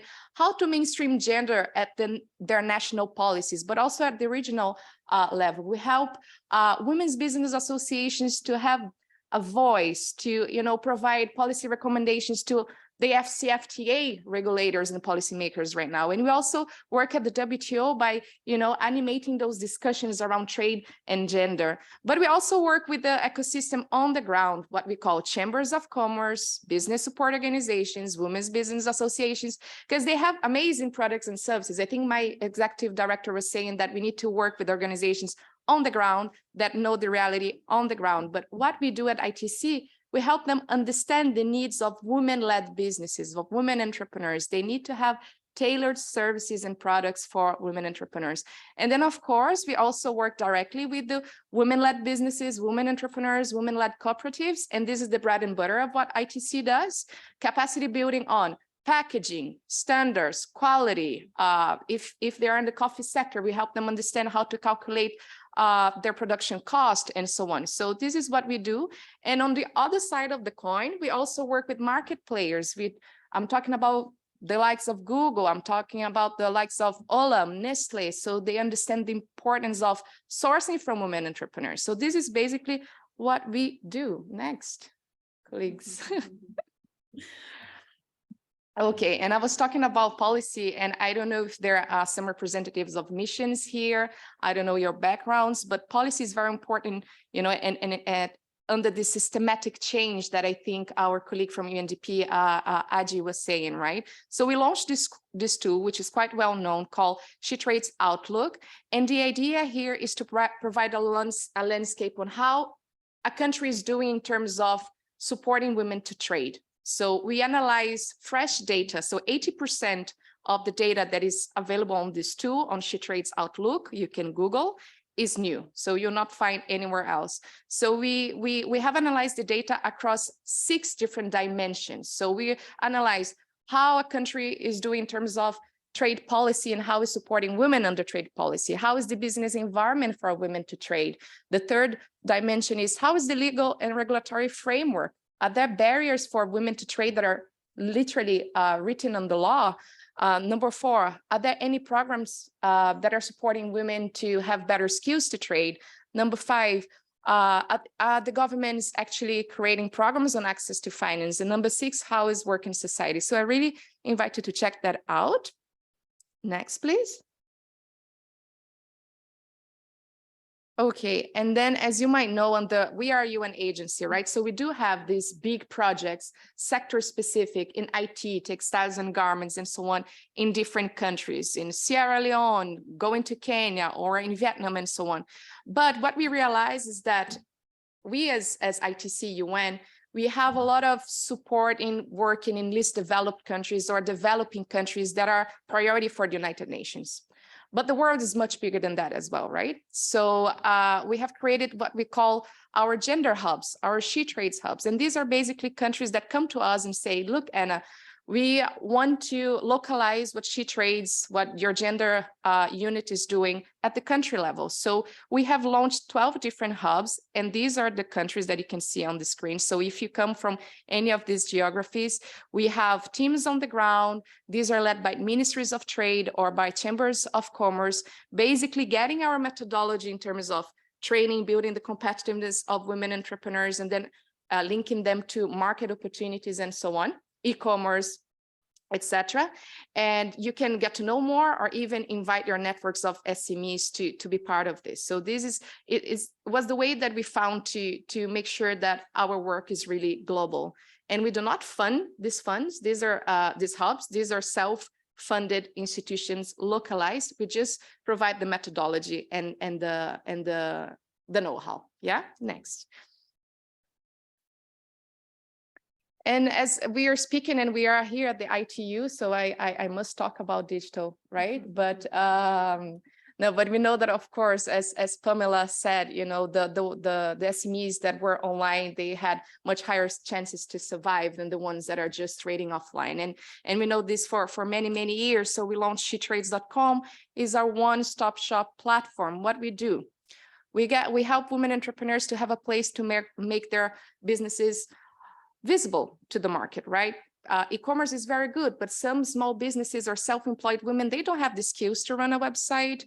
Sometimes they don't understand even how to do, they cannot pay someone to do that. So this is a place where women entrepreneurs can really make their business visible. They can post pictures, they can tell in which sectors they are, what are their production capacity, which certification they have, and so on.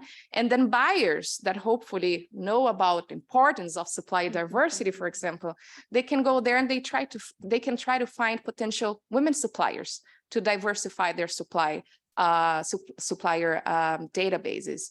And under the same platform, and again, oh, I forgot to mention, this is a United Nations public good, so it's free of charge, right?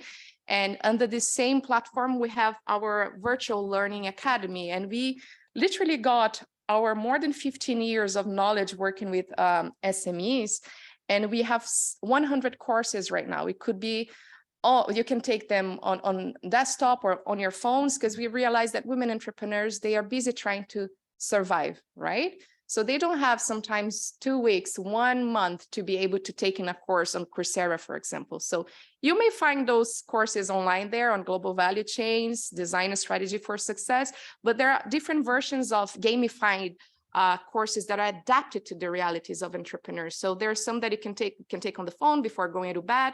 Is a 2-hour course, and at the end, you know, you really get an understanding on a specific topic. So, and this learning academy is backed up by a community. So if you're a student, you can be asking, you know, other peers what they're learning, what they're not learning, and there's a tutor. Liz here is the tutor from one of our Access to Finance courses, and you can ask questions at any time. So I think it's a good way to have this one-on-one relationship with our experts. Next. Yeah, so I just want to, before getting to the way our conversation, we also help bridge the financial gender gap that we are talking a lot. And then now you might be asking me why, you know, ITC, which is a trade-related agency, is caring about finance. It's just because we ask businesses led by men, what what is the top one barrier for men to trade? They said access to markets. We don't know where the buyers are. And then we asked women-led businesses, and they say that the top one barrier is always the same during the past 10 years, access to finance. So organically, we grew this network of financiers that want to do gender lens investing, that want to support women entrepreneurs. So we are just bridging that gap. We have a network of hundreds of thousands of women entrepreneurs. We know their financial needs, and we know the requirements of capital providers. So if you go to the next slide, because I just received a note that I need to rush. You can get to know more and scan our QR code, because this is where basically we are matchmaking. We are really supporting and disbursing loans with the help of financiers to the hands of women entrepreneurs. We are talking about $5 million per year in the hands of women entrepreneurs. Next, please. I think I'll skip that one. And what we can continue. And as Pamela was saying, now what we are doing, we're scaling up our game. So now we'll be also working with young women, with small scale traders, with workers, and that's why the partnership with WEA makes sense for us. Under this past 1.5 years, we have developed 7 entrepreneurship certificate programs that are available on shetrades.com. We have spent quite a bit of time recording 200 videos, and these trainings, they are amazing. I must say, it's one of our top notch, really, if you want to open a business or if you want to improve what you are doing. It has 7 different steps, from deciding whether the entrepreneurship is the right way for you, because sometimes we believe it is, but we just do not have the personality for that, to the ideation of the business, to how to fundraise for it. So I really encourage you to have a look at this. And at the end, you get an official United Nations certificate signed by our executive director. This is available in English, French, and Spanish. And I can give you the link later. Next, please. We also spent quite a bit of time last year doing workshops on key aspects of trade, e-commerce, competitiveness, and market access in Mexico, Colombia, Brazil, and India, and we'll continue doing that. If you come from, these countries, please let's talk after the meeting. Next. And what we are planning to do, so the entrepreneurship certificate program will be available in Arabic, in Mandarin, and in Portuguese as well. And of course, together with UN Global Compact, we want to increase gender responsive procurement. Maybe let's move to the next slide already. And sorry for, stepping and going so fast, but I understand that the team needs to wrap up. Why this is so important for us, there are many companies, big companies, that they are very proud of saying that they have strong supply diversity commitments and programs. I must tell you that just like some policies are not being operational in some countries from the government side, the same happens on the private sector side. So right now we are running a pilot in Indonesia with Unilever. They just came to us saying, listen, we have approximately $300 million to spend in products and services, to procure in products and services from women-led businesses. We don't know where these women are. The ones that we believe that could be our suppliers, sometimes they don't meet certification and standards criteria. Can you please help, right? So this is what we are doing in Indonesia right now. We have a pipeline. We're generating this pipeline of women-led businesses to become potential suppliers for Unilever. And we aim to do this, and we are already doing with other companies as well. This was one example, but we want to bring this to WEA and to the signatories of the UN Global Compact. Next. And with my last slide, I just mentioned that that we have under ITC She Trades Invest, we are matchmaking capital providers with women-led businesses. We aim to also bring this to all the beneficiaries on the WEA under UN agencies. We have the methodology, we have the network of capital providers. We can scale that up under this partnership. With that, I thank you so much, and over to you. No, thank you so much, Anna.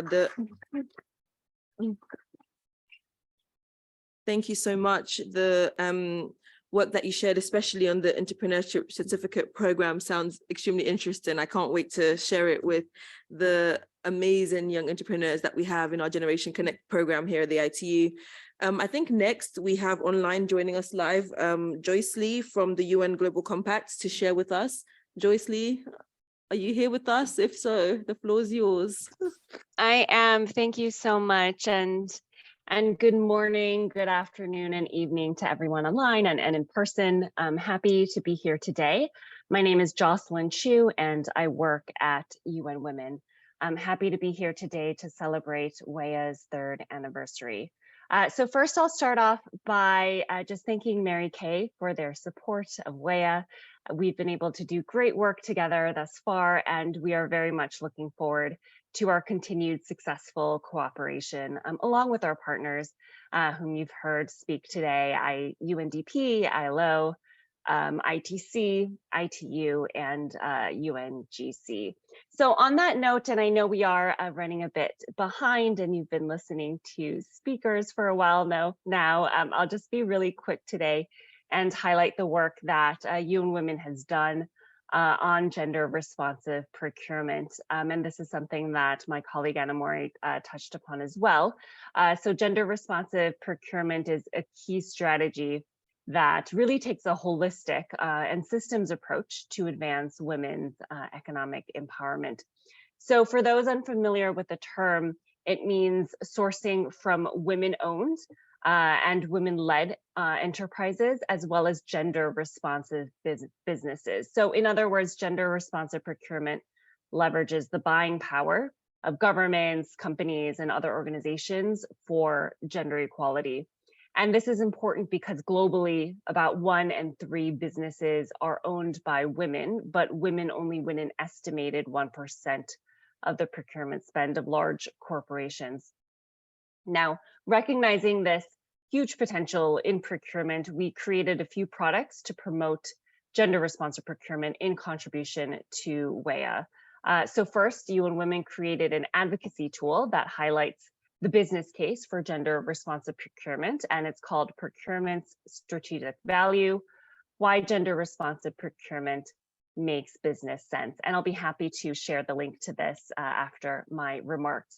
Now, as part of this research, we engaged over 350 stakeholders with a focus on the private sector, and we distilled 6 key benefits of gender responsive procurement. And I won't go into that now because that will be featured in a video shortly.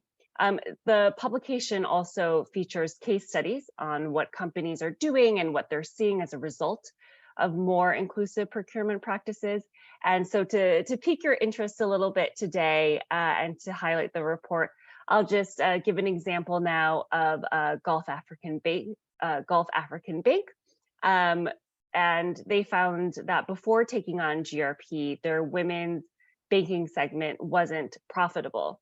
But actually, after increasing spend in procurement with women-owned businesses, the segment now contributes to about 25% of its assets and liabilities. So through this example, we see that gender responsive procurement could actually boost and increase revenue. I'll just quickly highlight another case study as well, that from Bristol Myers Squibb during the pandemic. They made a mad scramble for PPE, just like everyone else in the world, at the start of 2020.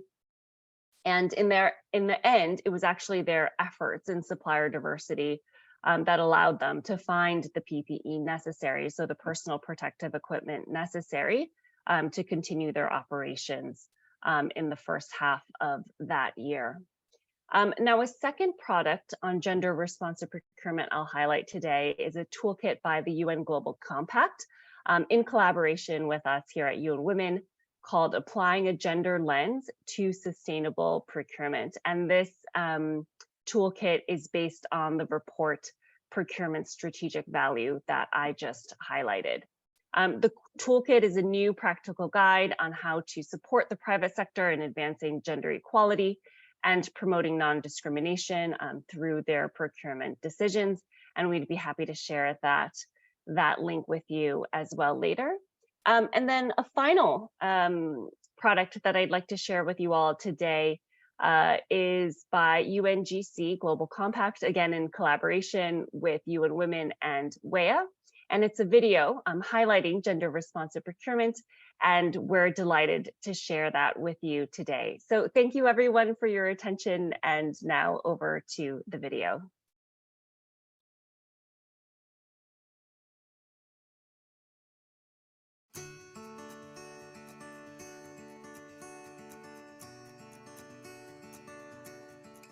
Every day, businesses across the world make decisions on who to purchase goods and services from.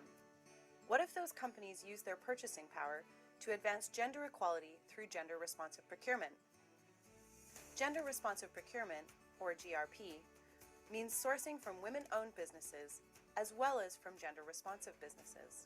And not just in the name of increased gender equality, but in the name of good business too. UN Women's report, Procurement Strategic Value, Why Gender-Responsive Procurement Makes Business Sense, shows revenues increase as procurement spend is lowered.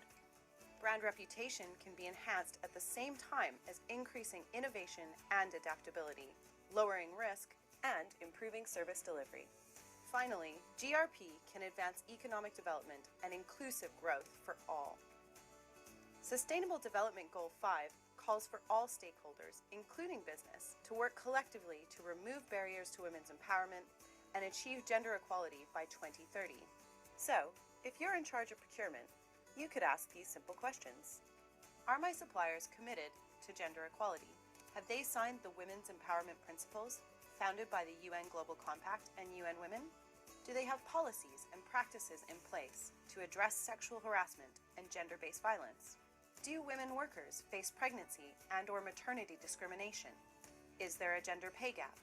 And are the specific health and safety concerns of women workers addressed? To learn more about adopting gender-responsive procurement practices, visit unglobalcompact.org/gender.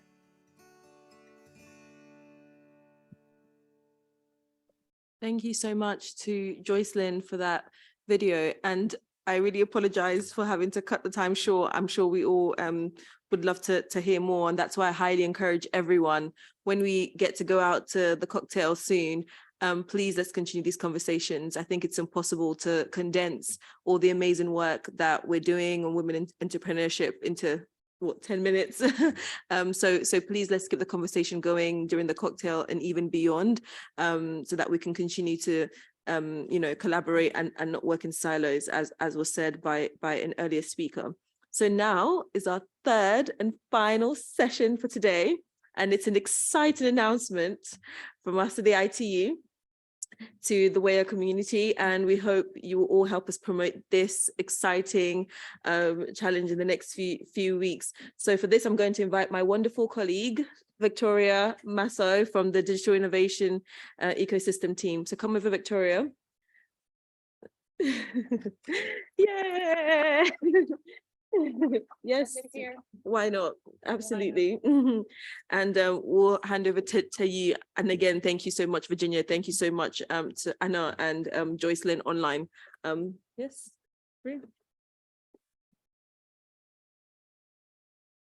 Hello. Oh, hi, everyone, and welcome. Thank you so much for having me. I have some good news and some bad news. Do you want to hear the bad news first? I'm the only one in between, the only person between you and the cocktails. That's the bad news. The good news is that we're, as it was said, we're going to be launching today our, let's see if we have the slides up. Yep. So I'm very excited to announce that today we're launching our Women Entrepreneurship Accelerator Digital Innovation Challenge, which you will see at some point on the screen.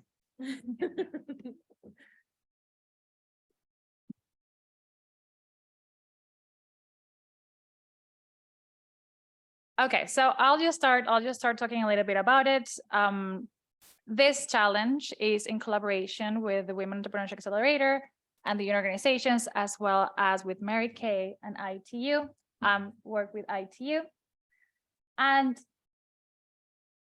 so you know a little bit about what a digital innovation challenge is. It's basically a platform where we have stakeholders from an ecosystem to be able to present their ideas, their research, their projects, and then we empower them for them to transform the communities into thriving digital societies. Unfortunately, you cannot see the pictures, but we had really nice pictures that you can Google online. We have done since 2016 about over 20 challenges, and we have impacted around over 300 participants. And this is a project that is very dear to me because I have seen the change, as well as my team, of those participants and in their communities. Yeah, I think it's fine if we put it just like that. Yeah. All right, great. So if we go to the next slide. Go down.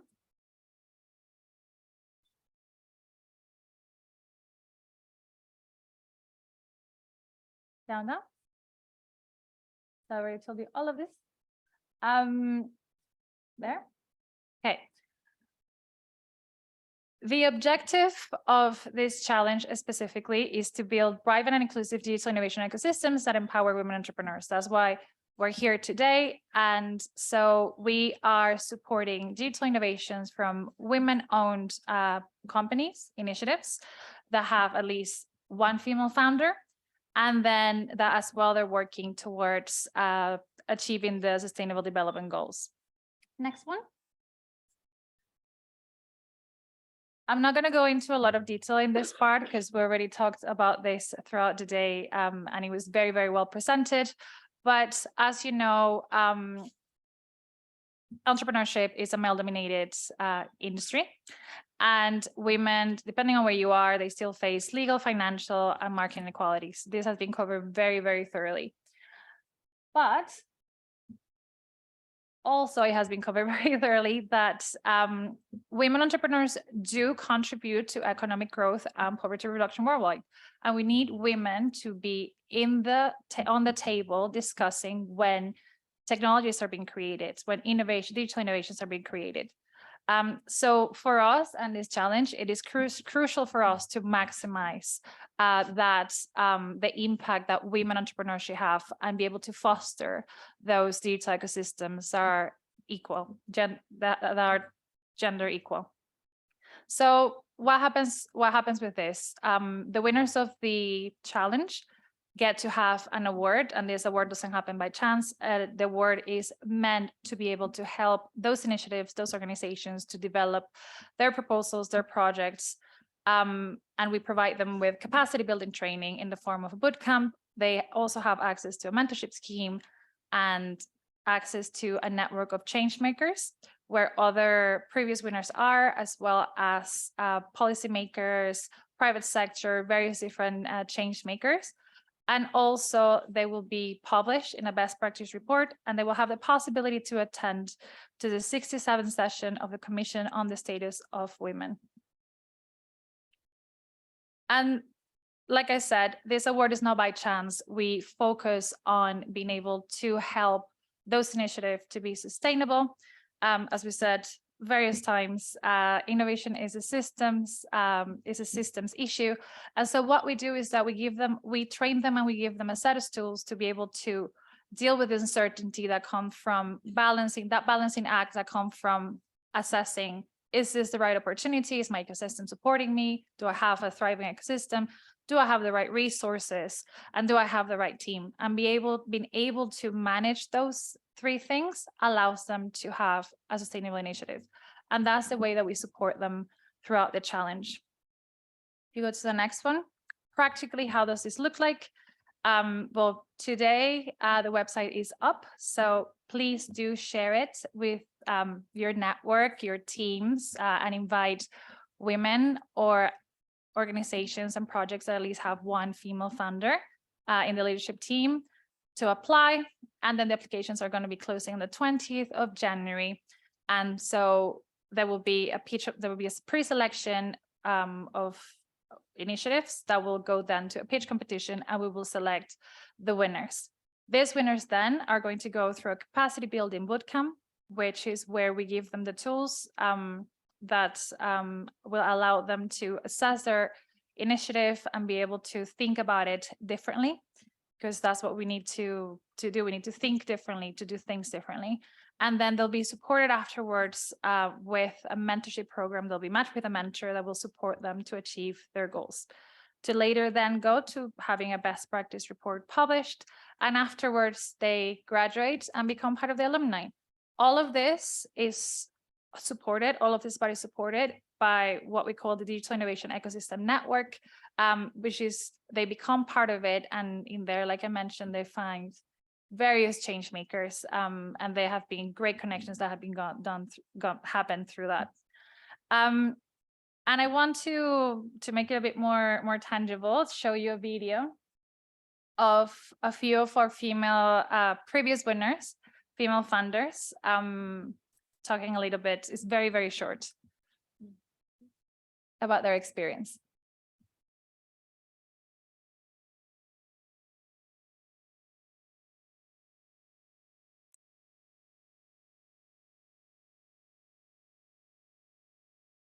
Hi, I'm Sarah and I run Tthree, and we design educational toy kits for displaced children out of school. I was part of the 2019 challenge and I won the Digital Changemaker Award, and it was a great experience. I got to learn with and from other entrepreneurs and how we can use tech for good. I'm excited to see all you apply to the Women Entrepreneurship Accelerator, and I think it's a great opportunity to meet and learn from each other, and a good support system as well. Hello, I am Tania Rosas, the co-founder of Origin Learning Fund. Our project was OLAP App, Digital Education from Colombia to Nigeria, and we won the ITU Digital Challenge in 2022. Our experience was amazing. We were able to partner up with 3 local-based organizations across the country, impacting more than 1,000 young students. So I would suggest to all female founders out there to apply to this program. I know that we have to face many different types of challenges to actually access to a bigger market. So with this, you will have support and training so that you are able to actually access to a bigger market and increase your impact. So best of luck. Hi, I am Achanila, founder, managing director, Women in Digital. In 2020, I have won the ITU Digital Innovation Challenge, and my category was Women in Technology. And my project was empowering women in tech and make them financially empowered through mobile data and the internet. We learned a lot of things from this competition because we was going through a mentoring process, and I believe the women, those who want to prove themselves or validated their projects, they should apply this competition because it's a learning and sharing and networking competition. So you can learn lots of things and you can get international access where you can explore your projects and other projects also. So please do apply. Thank you. Hello everyone, my name is Nilima Dhingra. I work for Dimagi out of India. We are one of the fortunate winners of Global South COVID-19 Digital Innovation Challenge launched by ITU in June 2021. I must admit that the mentorship and guidance provided by ITU during the program really helped us in framing the go-to-market strategy for our nutrition solution. We are now able to implement a pilot project of Dimagi Nutrition Solution in Ivory Coast, and soon we'll be able to impact many lives and improve the nutrition indicators of children. I was able to connect with the like-minded people during Global South-South Development Expo 2022 in Thailand and learn best practices from many organizations. I would want to thank ITU for this opportunity and motivate you all women to come forward and participate in the upcoming challenge and get that learning experience. Thanks for listening and looking forward to seeing you soon in the upcoming challenge. Great. And these are just a few. We've seen them expand, grow, pivot, and the success stories are just incredible. So I highly recommend you to share it and apply and help us build ecosystems that are more gender inclusive. And now we go back quickly to the slides.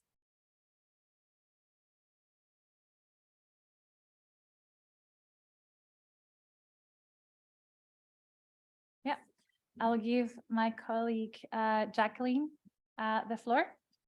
All right. Okay. Hello, everyone. So my name is Jacqueline Mukarkund. Generation Connect Youth Info. I'm here for IT study group, but also I'm a young entrepreneur. I'm 24 years old. I have a startup called Westerzone. We are into urban mining, specifically focusing on electronic waste we have in our house, everywhere we are. Yes, as you can see, our mission is to provide customers, manufacturers, and recyclers with amazing traceability services by helping them to generate value addition to this electronic waste we have in our offices and all over in our homes. So our vision is to, from trash to cash, to give value to this electronic waste, but also to create waste-free world since we are facing climate change currently. Next. I was being taught to talk about the women in business, specifically why they need support. And one thing came in my mind. I remember a story of my mom. So my parents separated when I was 1 year old. And one of the story my mom told, it was that the life was so hard to the point that she was a street vendor. She was selling mangoes and avocados on the street. She would carry us, me with 1 year old baby and my brother who was 5 year old, all in the street to be able to find the food of the day. And that's really struck me how women are really heroes, right? Because one of her aim is to see us growing up and become who we are right now. And I do really appreciate that. So if we are talking about women entrepreneurs, sometimes we forget that most of women are actually doing smaller businesses. They're not able to have these big companies we see all over the world, Microsoft or these popular popping companies. They are running small business, and that's why you find that the statistics says that female entrepreneurs make up to 43% of all global entrepreneurs. The percentage is very high, but are they in larger company business? No, they're still as a smaller business. They're not able to grow. Why? Because of so many different challenges. And when you see in sub-Saharan Africa, 89, according to WeForum, I have statistics I got from WeForum and UN Women, it says that in sub-Saharan Africa, 89% of women are in informal sectors. Between 80 million to 10 million, they have smaller and medium-sized enterprises. And also, one of the challenges they highly face as informal sectors businesses, they lack finances. There is legal inequalities because once you're going to ask a bank for a loan, show us the property, and most of the property are in the name of the husband. And once they are separated, there is chaos and so many things happening. That makes them not being able to have access to finance. And there is also instruction with owning and managing properties, as we know from our culture, specifically, let me speak in behalf of Africa. Our culture is different. You have to be, the husband is above, and we accept that, but that brings also challenge for women to grow as entrepreneurs. That's why they stay on the smaller stage. And let's also talk the reality of women. You are expected to settle down, especially we as a young women who are running business. You're expected to be settled down on specific age, mostly 30 years old. They are starting to be stressed. Oh my God, now I'm going to have a family. I have to learn business. I have to do this. So I have to make one stop so that I can really focus on family. So the proportional share of housework and childcare responsibility also affect women entrepreneurs. So we've talked about special age due to social norms on women, specifically when we are supposed to settle down, sit down and having a family. It's a big issue with women entrepreneurs. I was having a conversation with my mentor I have back home in Rwanda. She's really doing very good with her organizations. She provides consultation to companies. She has 4 kids.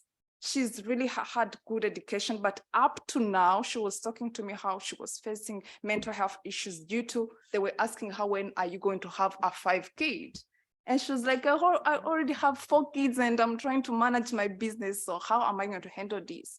So the judgment into family members, into society, into this, it's become a lot, and it's something we're discussing. So I was trying to listen to her as someone who's 24 years old. I was like, imagine people who face this, and you're from a family with mindset different, so you can end up really learning away because it's too much for you. So all of these issues, it's something women go through in each and their everyday life. And that's why supporting women entrepreneurs, it's need to be understandable, but also I appreciate what Tthree. I actually attended one of Tthree's sessions, I think last year, for a few weeks, and it was very amazing. I appreciate how they support these women on the street who are just working to get 1,000 francs to buy food for the kids. So all of this, it must be considered how to take these women from lower level to upper level. We should also consider about, especially with women support, how can you make sure that you support these women? Maybe they don't have ICT knowledge to write application on website. Maybe they don't even know how to write. But one of the interesting things is that women are very heroes because they may not know how to write, how to send an email, but they're very wise on how to write down the money they gained by day, the profit, the revenue, how I'm going to go back to the market to buy new things as my stock. They already have a knowledge. But how do we take it to the next level? And I think that's where IT is coming from. So I appreciate that. Very quick, as I'm concluding, I'd like to talk about, next slide. Our company is very small. It's a startup company, but we have initiated how young women can be able to be taken to another level. So currently we have Resourceful Fellowship, where we're working with Youth to the Front End. It's a US non-based organization, which is supporting us in terms of having an employee, but helping us to also support ladies in a green tech.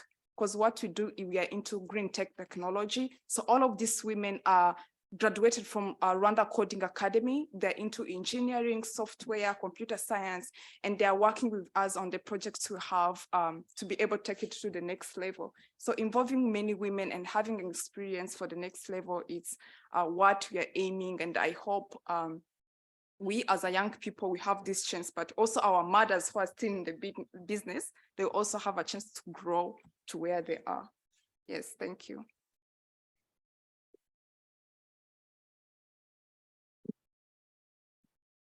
Thank you so much. And congratulations on the launch of this exciting Digital Innovation Challenge. As someone from Nigeria, a lot of what you said about the social norms definitely hit close to home. And I'll be encouraging, other amazing young women like Jacqueline in our Generation Connect community to apply to this. And I hope you all will be reaching out to women in your networks and to share this and to ask them to continue to share, so as many women across the world can benefit from such incredible platforms and innovation challenges. So we're coming to an end of the celebration. I know she definitely would not want me to do this, but I really want to congratulate Lolly for organizing the physical meeting here, but of course all our partners here, everyone who has spoken virtually, physically, those who sent videos. It's really made this an incredible event today. We hope all of you can join us next door for the cocktail reception, which is thanks to the kind support of our sponsor, Yildiz Holding AS. And in the spirit of collaboration and inspiration, I think we should all give ourselves a wonderful round of applause for getting to this point. All right, cocktail time. Take care, everyone, and we can continue the conversation next door. Okay.